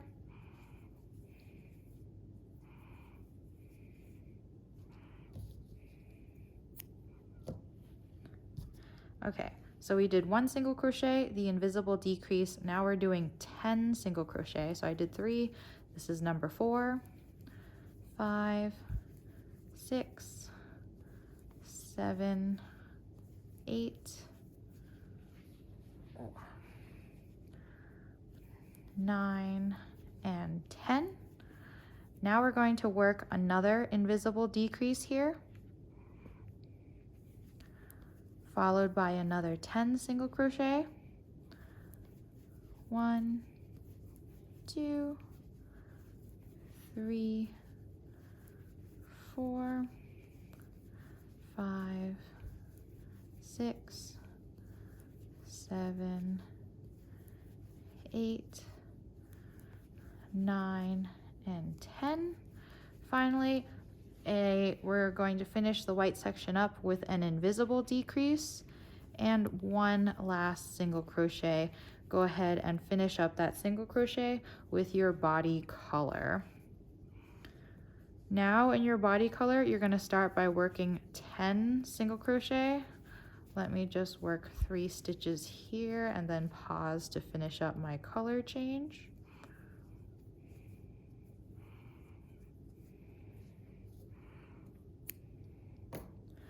So that was 3, 4, 5, 6, 7, 8, 9, and 10. Now we're going to work an invisible decrease here.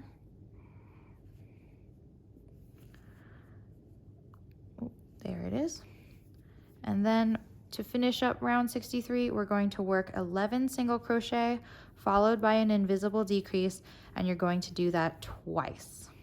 So 1, 2, 3, 4, 5, 6, 7, 8, 9, 10, and 11. Here is that invisible decrease, and let's do that one more time.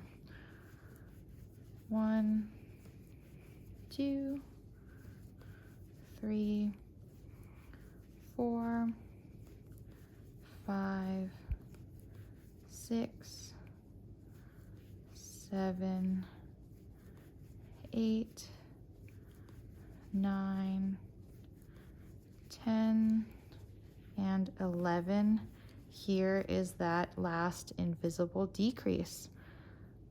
So there is round 63 completed. Again, you should have 96 stitches in the round. Let me show you again what the white section looks like. Remember, in the white section we did 1 single crochet followed by an invisible decrease. Then we did 10 single crochet, and now here's our next invisible decrease. Then here's another 10 single crochet, then our invisible decrease, and 1 single crochet to end the white section. So now going on to round 64. Round 64 is a normal row. You're just going to do 36 single crochet in body color, followed by 25 single crochet in white, followed by 35 single crochet in body color. I'll leave you to it, and I'll see you back here at the end of round 64. Here is round 64 completed. Again, you should have 96 total stitches. That's 36 stitches in body color on this side, 25 in white, and then 35 in body color over here. And I know that's like a little weird, but it is because in round 63, we did 3 decreases in the white and only 2 decreases on one of the body color sides and 3 decreases on the other body color side. So don't worry, you're not crazy. It's supposed to be that way. I wanted the white part to shrink a little faster than the body color. Going on to round 65 in body color, you're going to start with 10 single crochet followed by an invisible decrease, and you're going to do this 3 times. So I'll show you the first time, and then I'll just pause for a second to do the next 2 sets on my own, and then I'll come back here with you at the end. So here's my first set: 1, 2, 3, 4, 5, 6, 7, 8, 9, and 10 single crochet, and here is that invisible decrease. So go ahead and do that 2 more times, and I'll meet you back here. So I've just completed my second and third set of 10 single crochet and invisible decrease. So here's that first set, here's the second set, and here's my third set.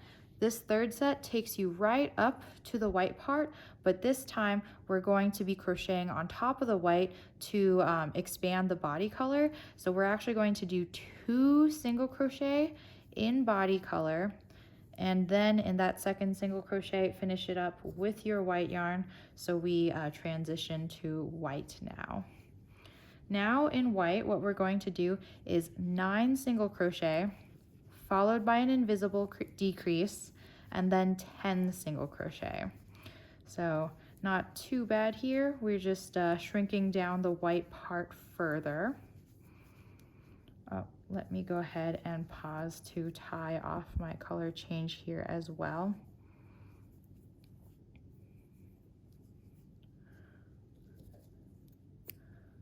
Okay, so 1, 2, 3, 4, 5, 6, 7, 8, and 9 single crochet.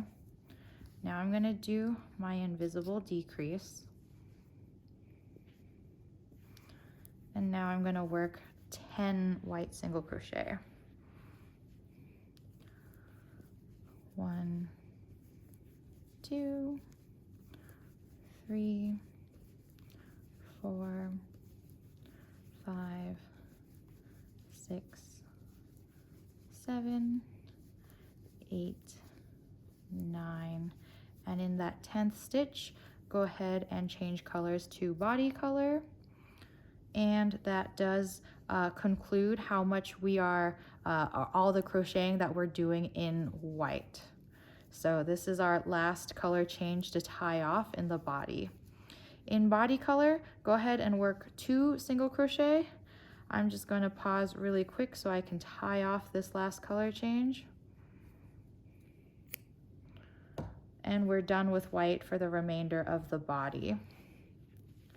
So in body color, now we're going to work, after our 2 single crochet, go ahead and work an invisible decrease. Ooh, come here. Followed by 7 single crochet. 1, 2, 3, 4, 5, 6, and 7. Now work another invisible decrease. And then finally, we're going to finish up this row with 10 single crochet followed by an invisible decrease, and you're going to do 2 sets of that. So there was my invisible decrease, 1, 2, 3, 4, 5, 6, 7, 8, 9, and 10. Here is my, let me roll this up and rearrange it. There we go. So is that 1, 2, 3, 4, 5, 6, 7, 8, 9, 10. Decrease. And do that one more time.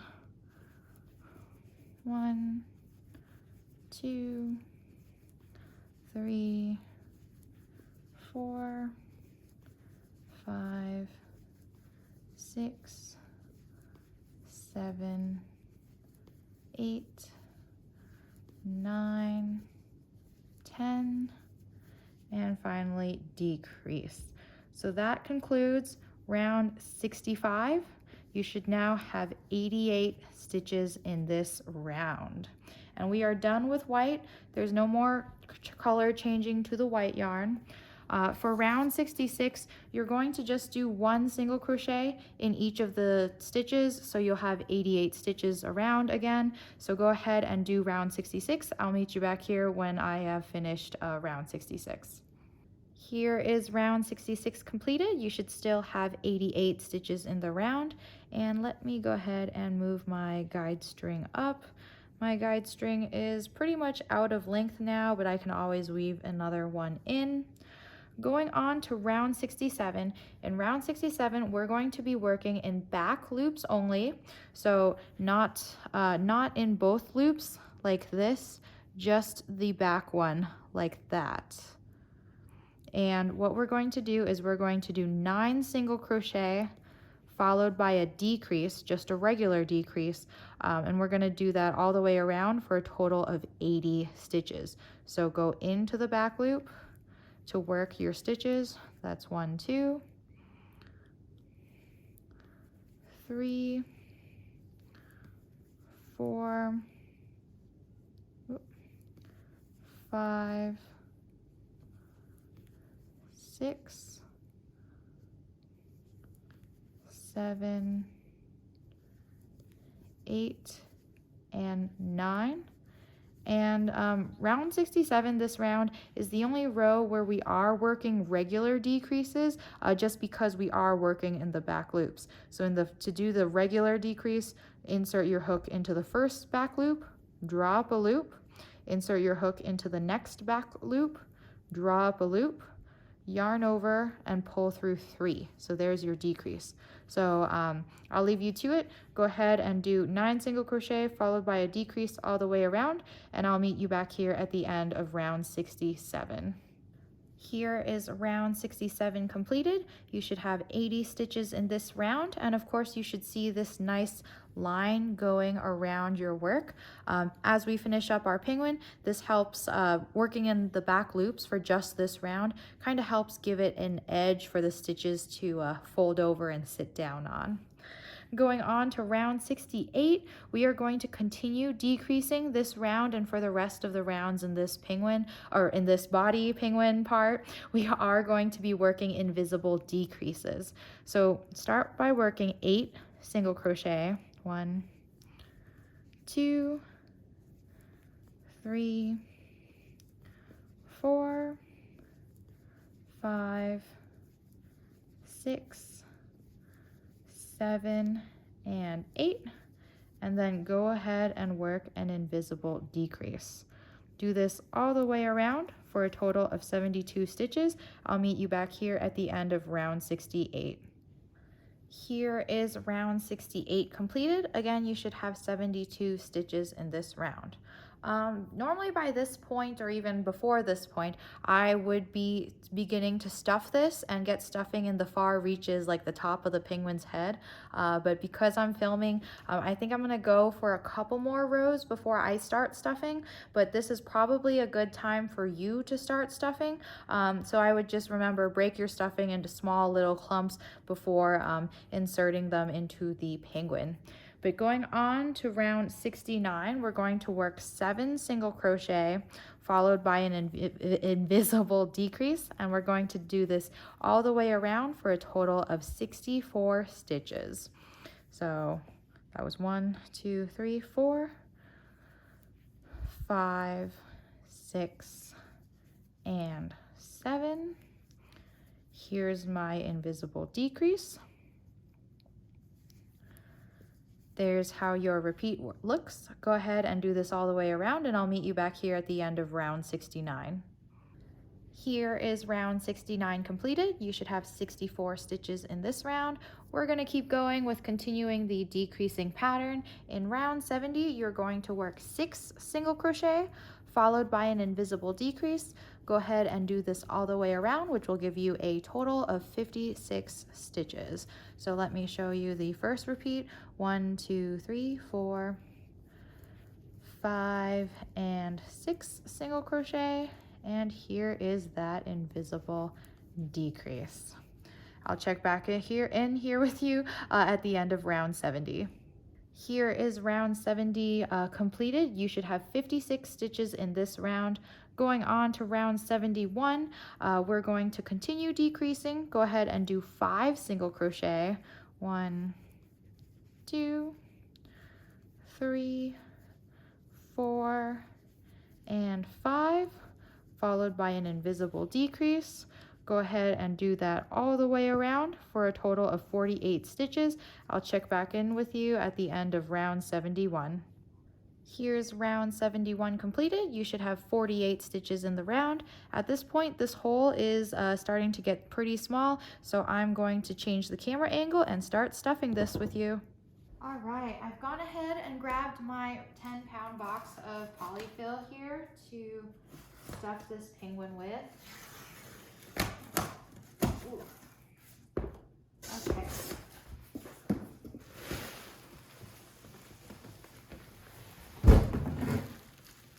And I will go ahead and unroll out my Mega-Pudgy Penguin here.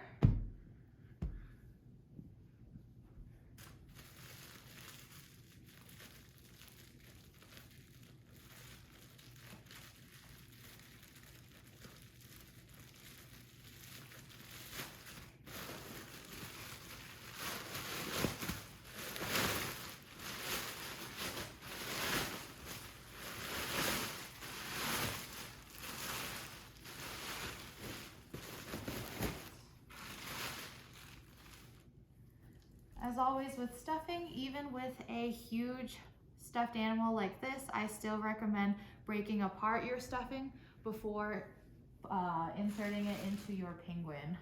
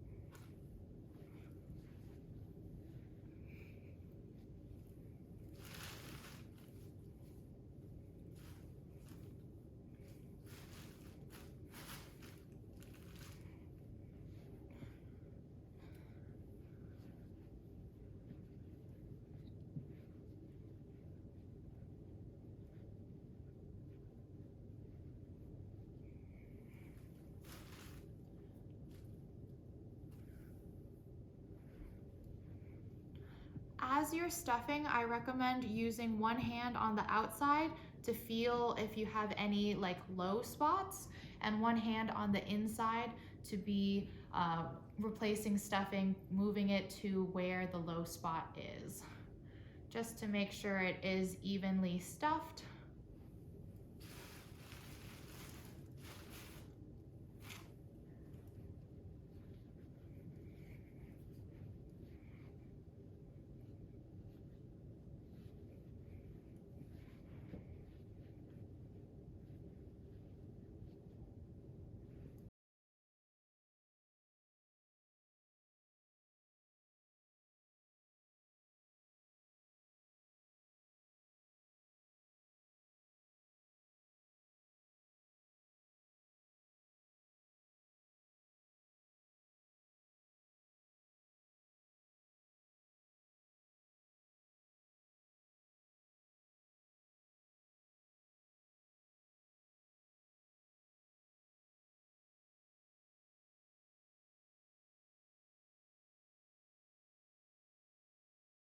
Going on to round 72. Now that I have stuffed my penguin, I'm going to continue crocheting it shut now. In round 72, we're going to be working 4 single crochet. 1, 2, 3, and 4, followed by an invisible decrease. Go ahead and do that all the way around for a total of 40 stitches. Here is round 72 complete. Again, you should have 40 stitches in this round. Going on to round 73, actually before round 73, just don't forget to stuff as you go, especially getting in stuffing into these like into where the edge is here, where your penguin is going to sit. Okay, I can do more stuffing later too. For round 73, we're going to do 3 single crochet followed by an invisible decrease. So here's 1 single crochet, 2 single crochet, 3 single crochet, and here is our invisible decrease. Do that all the way around. You should have a total of 32 stitches, and I'll meet you back here at the end of round 73. Here is the round 73 completed. 32 stitches in this round. Going on to round 74, we're going to continue decreasing. First, do 2 single crochet, 1 and 2, followed by an invisible decrease. Invisible decrease. Repeat this all the way around for a total of 24 stitches, and I'll see you back here after this round. It's starting to get pretty unyieldy, and I am filling it up with stuffing and making sure the stuffing is tight in the edges here. Generally, I like the base to have a little more stuffing in it just because it is going to be more stable since that's what it's sitting on anyways. I'll see you back here at the end of round 74. There is round 74 completed. I've got 24 stitches in this round. Going on to round 75, we are going to continue decreasing. Do 1 single crochet in the first stitch, followed by an invisible decrease in the next stitch. Go ahead and repeat that all the way around for a total of 16 stitches, and I'll see you back here at the end of round 75. So there is round 75 completed, 16 stitches in the round. I added some additional stuffing as I went. Going on to our very final round, we are going to work 8 invisible decreases. So I'll go ahead and do them with you and show you how I close up this plushie. So there's 1 invisible decrease. And I have to rotate this as I go. I don't know if you can imagine how I'm videotaping this, but this penguin is upside down on my table, and I am standing on a chair crocheting this with my phone mounted above it. Okay, so that was 2 invisible decreases. Here's 3 invisible decreases.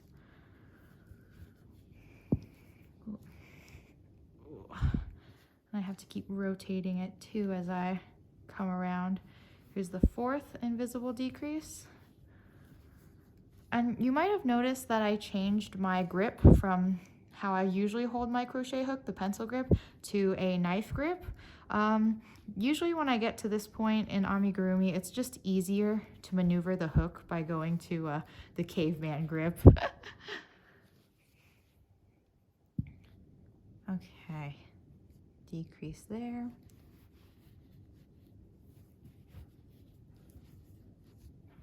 Ooh. And do take your time. You'd want your stitches to be nice and even and tight, especially around the bottom, instead of like fast and loose, you know? Whew, okay, that's 7. My pattern's flying all over the place. Okay, and here is the very last stitch. I'm gonna remove my stitch marker. Don't lose your stitch marker inside of the plushie. And 8. Woohoo!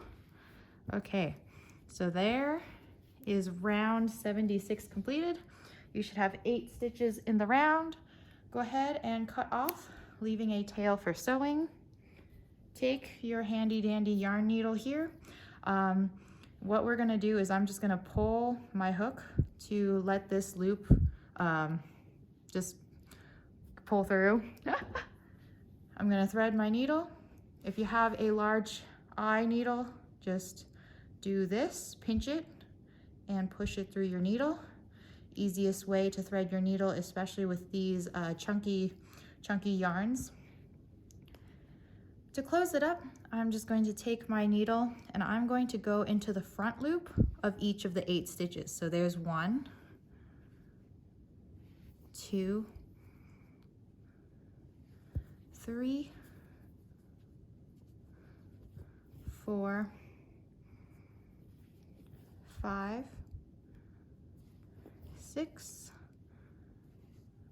7, and 8. Once you are through all 8 of the front stitches there, this is your very last chance to add any stuffing. I think I'm okay. I think I'm just gonna close it up, but go ahead and pull gently, and that will cause all of your stitches to close up. I like to weave my yarn through those stitches just a couple more times. You don't necessarily have to go full all the way around again, but I feel like this just helps kind of cinch it shut more tightly. So there that is. And then I like to tie a knot right here in the yarn, just like that, before I then send the knot into the work. So that knot is not going to be able to go through all those loops that we just threaded the yarn through. Whew. So now we closed it up and we just have this tail here that I sent over there. I'm just gonna tuck that tail inside and there it is. Oh my gosh, this is exhausting working on projects so big.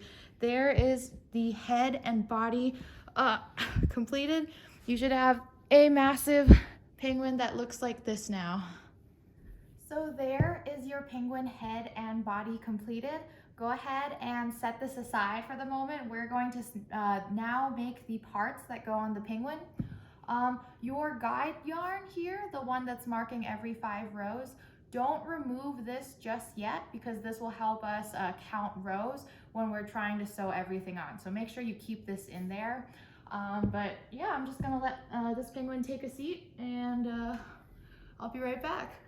Next, we are going to make the wings for your penguin. So go ahead and take your body color, make a magic ring. In round number 1, we're going to do 8 single crochet in the magic ring. So I'll go ahead and do that with you now. 1, 2,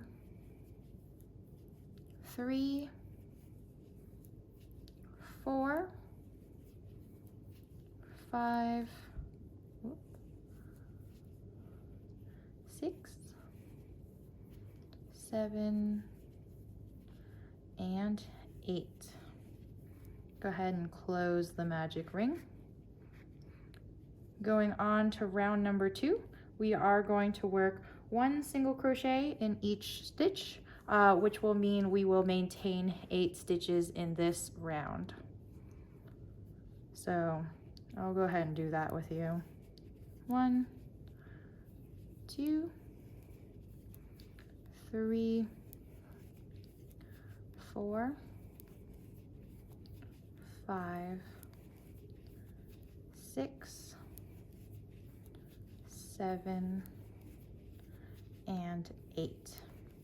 You'll notice that it's going to start to cup right away. Go ahead and flip it inside out because we want these stitches that are facing you. That's going to be the right side of your stitches. Going on to round number 3. In round number 3, you're going to work 1 single crochet in the first stitch, followed by an increase, and you're going to do this 4 times total. So that was the first set. Here's my second set. 1 single crochet, increase. Third set, 1 single crochet, increase, and 4th single crochet, increase. And go ahead and place your stitch marker in that last stitch. That is round 3 completed. You should have 12 stitches in this round. For round number 4, we're just going to do 1 single crochet in each stitch. So I'll let you do that and I'll meet you back here at the end of round number 4. Here is round number 4 completed, 12 single crochets in the round. Going on to round number 5, we're going to do 2 single crochet, 1 and 2, followed by an increase. Do this 4 times total or all the way around for a total of 16 stitches. And then I'll meet you back here at the end of round number 5. Here's round number 5 completed, 16 stitches in the round. For round number 6, go ahead and do 1 single crochet in each stitch, a total of 16 stitches. I'll meet you back here at the end of round number 6. Here's round number 6 completed, 16 stitches in the round. Going on to round number 7, we're going to do 3 single crochet, 1, 2, and 3, followed by an increase. Do this all the way around for a total of 20 stitches. I'll meet you back here. There is round 7 completed, 20 stitches in the round. Round number 8, go ahead and do 1 single crochet in each stitch all the way around and I'll meet you back here. There is round number 8 completed, 20 stitches in the round. Round number 9, we are going to do 4 single crochet, 1, 2, 3, and 4, followed by an increase, Go ahead and repeat that all the way around for a total of 24 stitches. There is round number 9 completed, 24 stitches in the round. Rounds 10 through 18, so that's 9 rounds, 10, 11, 12, 13, 14, 15, 16, 17, 18, 9 rounds. You're gonna do 1 single crochet in each stitch. All of those rounds, I'll meet you back here at the end of round number 18. Here is rounds 10 through 18 completed. Here is how your wing should be looking. Going on to round number 19, we're going to slightly decrease it to taper in the shape of your wing. So in round number 19, go ahead and work 4 single crochet. 1, 2, 3, and 4, followed by an invisible decrease. Do this all the way around for a total of 20 stitches, and I'll meet you back here at the end of round number 19. Here is round 19 completed. We have 20 stitches in this round. Going on to round 20, go ahead and just work 1 single crochet in each stitch all the way around, and I'll meet you back here. There is round number 20 completed with 20 stitches in the round. On round 21, we're going to work 3 single crochet, 1, 2, and 3, followed by an invisible decrease. Do this all the way around for a total of 16 stitches. There's round 21 completed. Going on to round 22, we are just going to work 1 single crochet in each stitch all the way around for a total of 16 stitches. This is the last round of the wing, and then I will show you how to finish off the wing. So there is round 22 completed. You should see now that your wing has a very nice shape to it. To finish it off, what we're going to do is we're going to do a slip stitch in the next stitch. So insert your hook, draw up a loop, and pull that loop right through.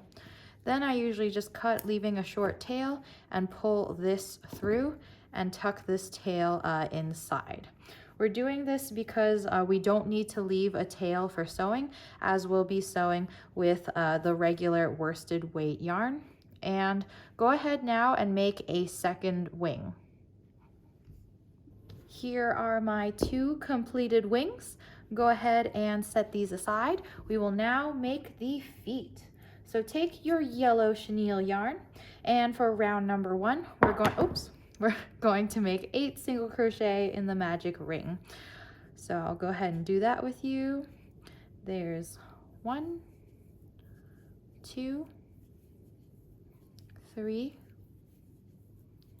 4, 5, 6, 7, and 8. Go ahead and close the magic ring.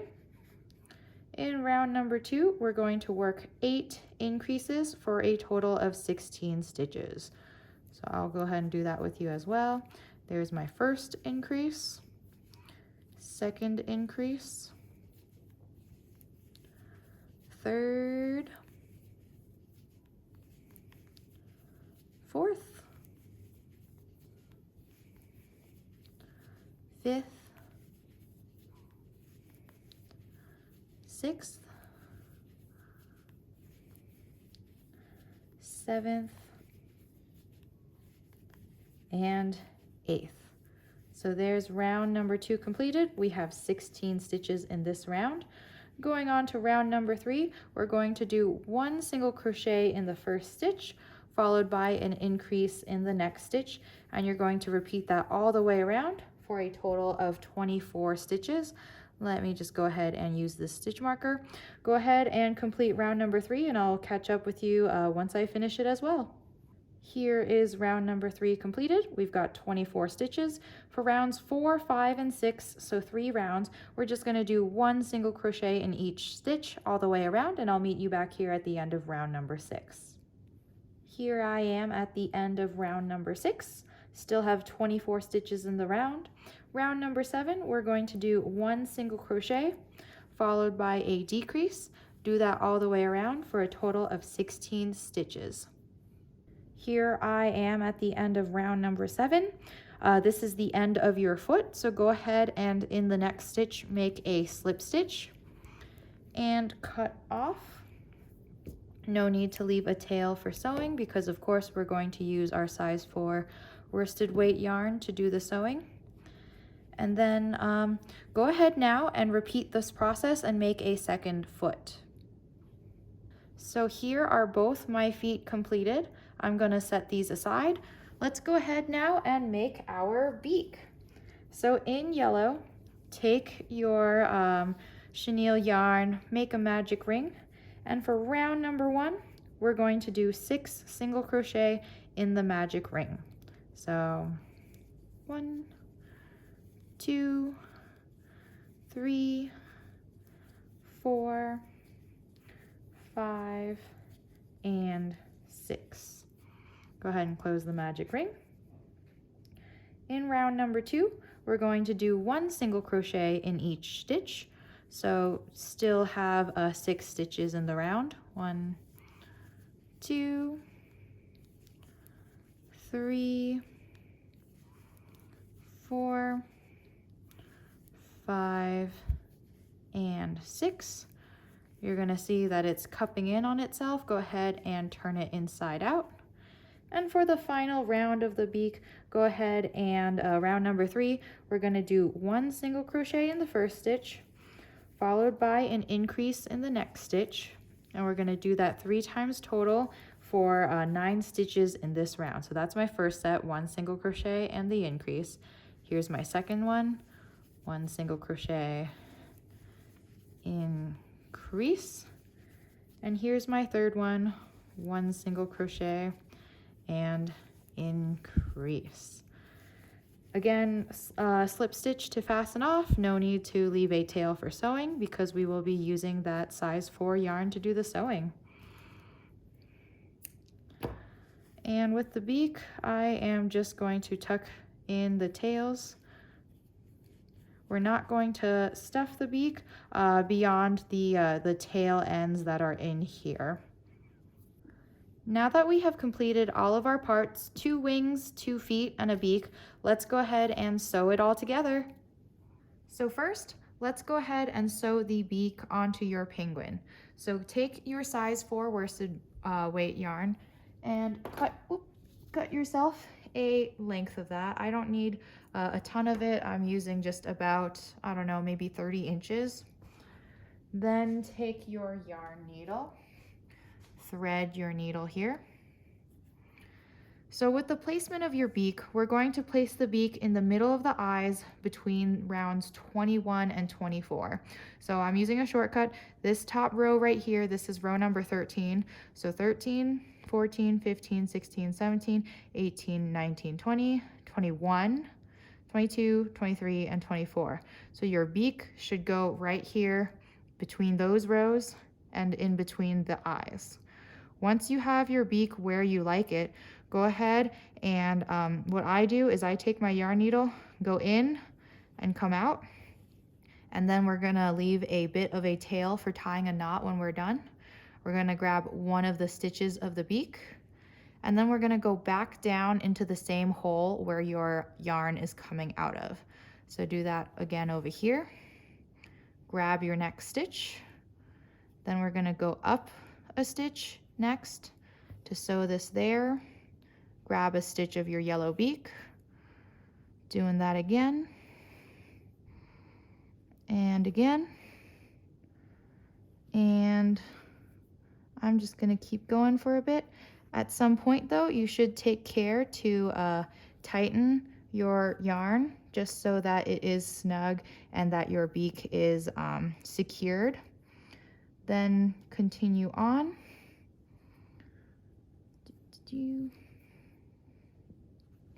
And continue all the way around.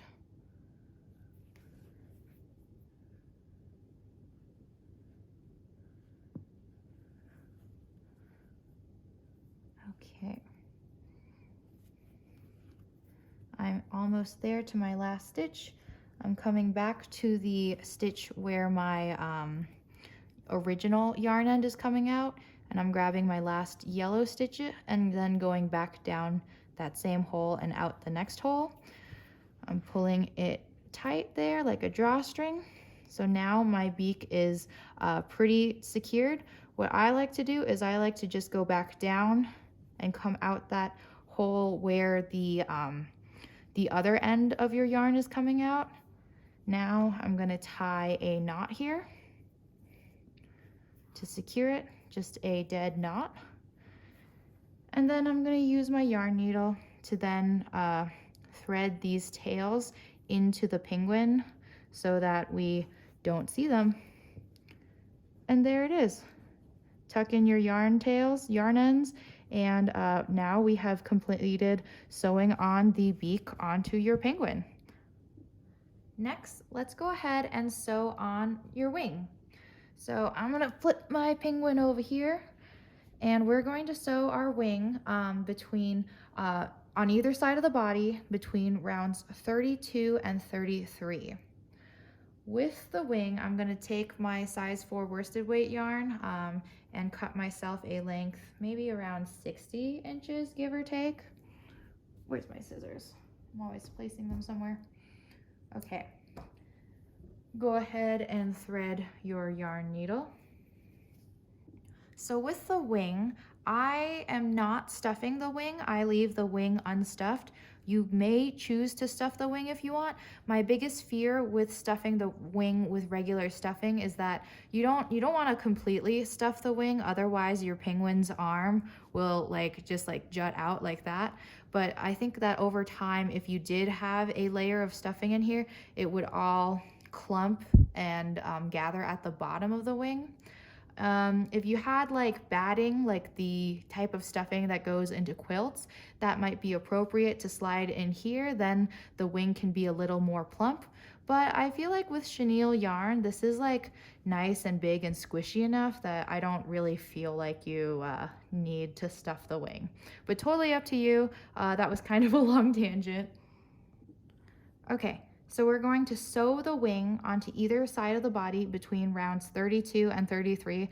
And my finger is just hanging out here because I already counted where round 32 and round 33 is. If you do need another reference, remember that we just sewed the beak between rounds 21 and 24. So you can go 24, 25, 26, 27, 28, 29, 30, 31, 32, and 33. Otherwise, you'll just notice that it's really where the neck is. That's where we're sewing the wing. We're sewing the wing into the neck of your Mega-Pudgy Penguin. And then I leave about 4 stitches between the edge of the wing and the body. So 1, 2, 3, and 4. So I'm going to start over here, threading my yarn through. Maybe this is way too much yarn for sewing. That's okay. I'd rather have more than have less. Go ahead and again grab one of your wing stitches and continue across. Ooh.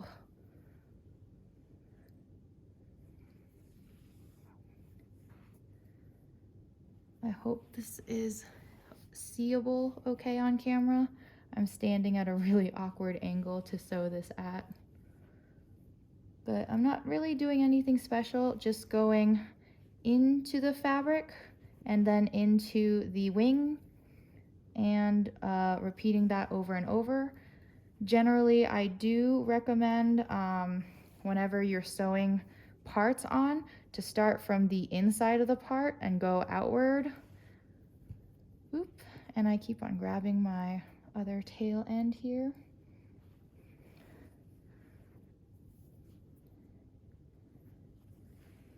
And then as you go, just give a quick tug to tighten the sewn stitches you've made. Okay, now I've just made it to the first end of the wing. So what I'm going to do is I'm going to now go down this way. So for the whole top edge of the wing, I was going across. Now that I've gone down, I'm going to flip my wing upward. And I'm going to grab the stitches on the bottom side now. This is the penguin's armpit. Okay, we're gonna keep going across here. I do hope this is helpful, seeing me sewing recorded, seeing a recording of me sewing. Yeah, I definitely cut way too much yarn.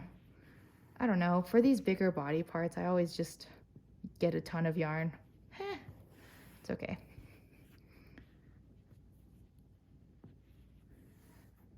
Having too much yarn means I'm just building more arm muscle by pulling all of this thread. And I'm just gonna keep continuing down. I'm almost done, just got like 3 more stitches to go. Oops, unthreaded my needle. Classic. Okay. Oop. All right, and now I am back to the last stitch, or to the stitch where my original yarn end is coming out of. So I'm gonna go in that hole and up the next one, grab my final stitch here, pull tight, and then I'm gonna go back down and come through that original hole again where my yarn end was coming out of. We're gonna do the same thing. We're gonna tie a knot here, and then we're gonna tuck in the ends.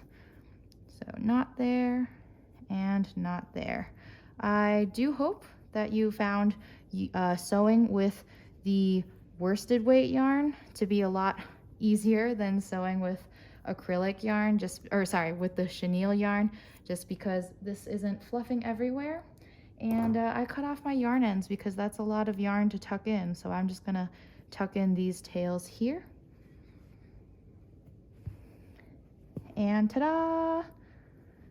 There is our wing sewn onto our penguin. Go ahead and do the same thing to the other wing on the other side.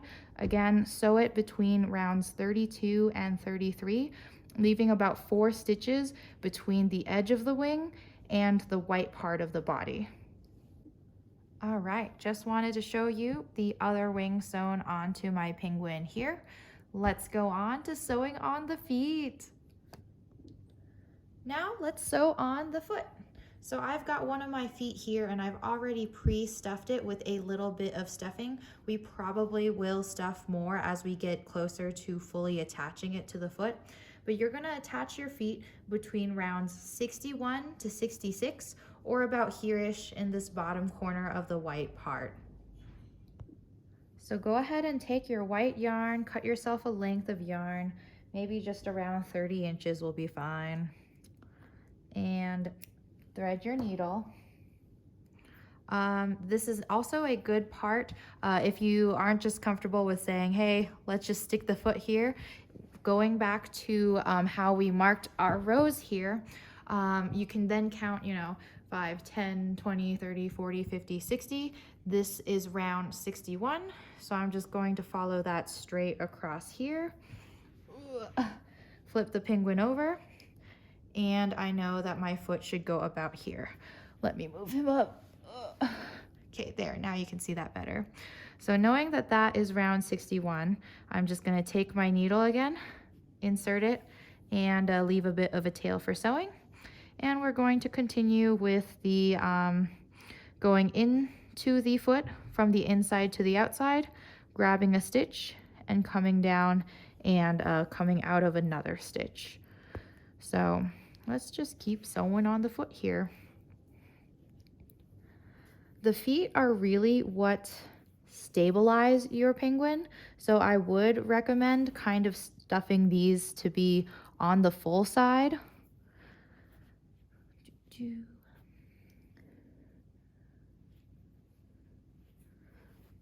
There.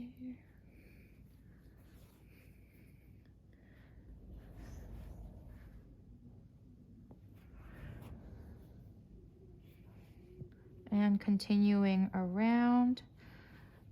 Oh, still just grabbing my stitches.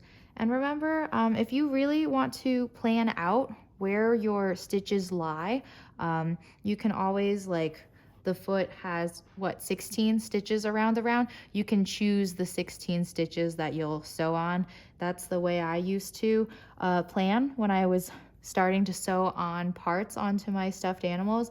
Now I feel like I'm more okay with any creative differences in where my parts lie. Ugh. All right, so there's my foot attached there.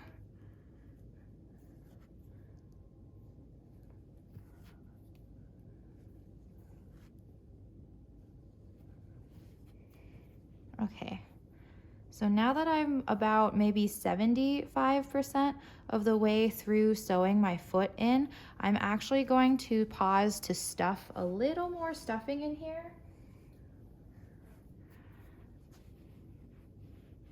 And I'm still just feeling if it feels like enough. The 2 feet on your penguin, again, help keep it upright.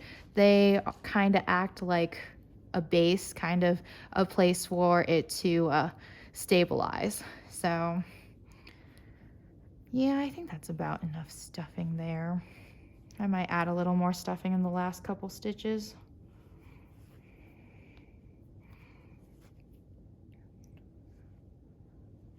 Okay. Oop.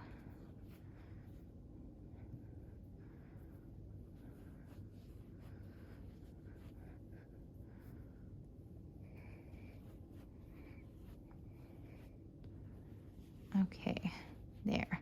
And I'm happy with my foot being on the fuller side. So now I'm going to go ahead and finish it up. Grab that. Grab this stitch here. Now I'm coming back to the original hole where my my other end of my yarn is coming out of. I'm gonna grab my last stitch here. Go back down that hole, out of the next hole, give it a nice tug, and then come back here, out of that same hole. Go ahead and knot these 2 ends together and tuck the ends inside of your penguin. And go ahead and do this now with the other foot. I'll leave you to do that on your own because it's pretty much the same thing, just on the other side. And then we will go about finishing up the penguin with its hair and our other finishing technique. Okay, just tucking in this yarn end. Aha, there is 1 foot completely sewn onto my penguin. All right, here are both my feet sewn onto the penguin and how they look together. Now we are done with sewing. The last 2 steps for finishing your Mega-Pudgy Penguin are going to be adding the hair and then tidying up the color changes. So let's go ahead and start with the hair. So first, we're going to attach the hair using the chain loop method. Go ahead and take your body color yarn, make yourself a slip knot, leaving a bit of a tail for sewing. For tucking it in. I'm just gonna leave it about, I don't know, maybe hand's length of a tail. Oh, maybe a little more. That's okay. So start with a slip knot on your hook, and then we're going to aim for right between our forehead, kind of like in our widow's peak here. Okay, I brought the camera angle down a little better. So where I'm aiming to start the bottom of the hair is between round 11 and 12. So remember this top row of white, this is round 13. So that's round 12 and that's round 11 here.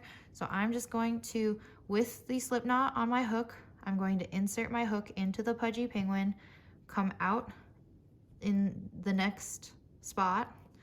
I'm going to grab my yarn, draw up a loop, and I'm gonna pull this loop through. So that's joining with a slip stitch, adding our working yarn, connecting ourselves to the penguin here. So now that I've slip stitched, attached the yarn to the head, I'm going to just chain 4. 1, 2, 3, and 4. Now I'm going to slip stitch back into the head 1 row up. So we just did it in this row here. Now I'm going to slip stitch attach it over here. And of course, you know, you can choose to add as much or as little hair as you want.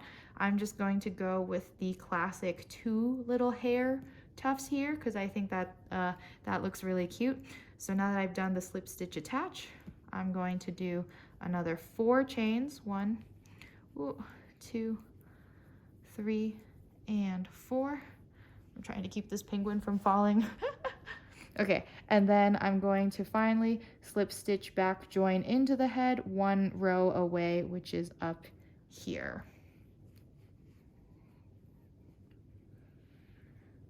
Ooh. And then you may have to like tug around with your slip stitch join to get it to be nice and snug. I just kind of seesaw it back and forth. And then now that I have done my 2 little hair loopies, what I'm going to do is I'm just going to chain 1 and I'm going to cut off my yarn, leaving a bit of a tail. We're gonna pull that through. This chain 1's gonna kind of knot itself. And then now I'm just going to take these 2 yarn ends and tuck them in. If you want, you can even tie these 2 yarn ends to each other. Yeah, I might as well do that. So I'm gonna take this yarn end from the end, bring it into the hole from the beginning. Gonna tie a quick knot with them both. And then we're gonna tuck the yarn ends with the knot back down into the penguin's head. So there is one end. There is the second end. There we go. And we're gonna go ahead and tuck that in. Ooh. Go in all of these yarn tails. Okay, so that is how you attach the hair. If you wanted your penguin to be really hairy, you could give it a 3rd tuft, a 4th, 5th tuft. You could add a lot of hair if you really wanted to. Okay, but there's our cute little tuft of hair in the middle of its forehead. And we're almost done with our penguin. The next step for finishing that we're going to do is tidying up the color changes. So because of the way yarn crochet color changes are, you see these like gaps in the color. To tidy up these color changes, what I'm going to do is I'm just gonna cut myself a length of chenille, white chenille, not too long of a length because I don't want to do a ton of sewing and pulling this chenille through as it's gonna like make the chenille fray. So I'm gonna cut a relatively short piece of chenille and thread my yarn needle. And what I'm going to do is I'm going to thread this underneath the stitches so that it covers up the body color that's coming through, but doesn't change the shape or the texture of the crocheting. Like right now, if I just took my yarn here that I went through these bottom rows of stitches and just went on top of everything, you would see this awkward like stitch here. What I'm gonna do is I'm gonna actually tuck my white underneath these white bits here underneath the stitch to better cover up that body color. And just by doing this little detail of finishing, you can really tidy up the color change. And I would just take this slowly, you know. You've already spent so much time working on your penguin. It doesn't make sense to give up and be sloppy now, so. Ooh, there it is. So yeah, now compared to earlier, isn't this so much tidier than before? And then once you're happy with that tidying, I would just send your yarn down through the work and then back to your original tail, and then tie a knot and tuck them both in. There is one more little body color spot that I want to cover up here. There we go. So we'll go down, come on, let me go into this white stitch here. And you see why I want to keep my sewing chenille pretty short is because like the more you sew with it, the more this fluff is gonna fluff everywhere. So I just, you know, sew with a small amount. Oh, like there it goes. There goes all that fluff. And then once you're back here, you can, oh, my thingy's over there.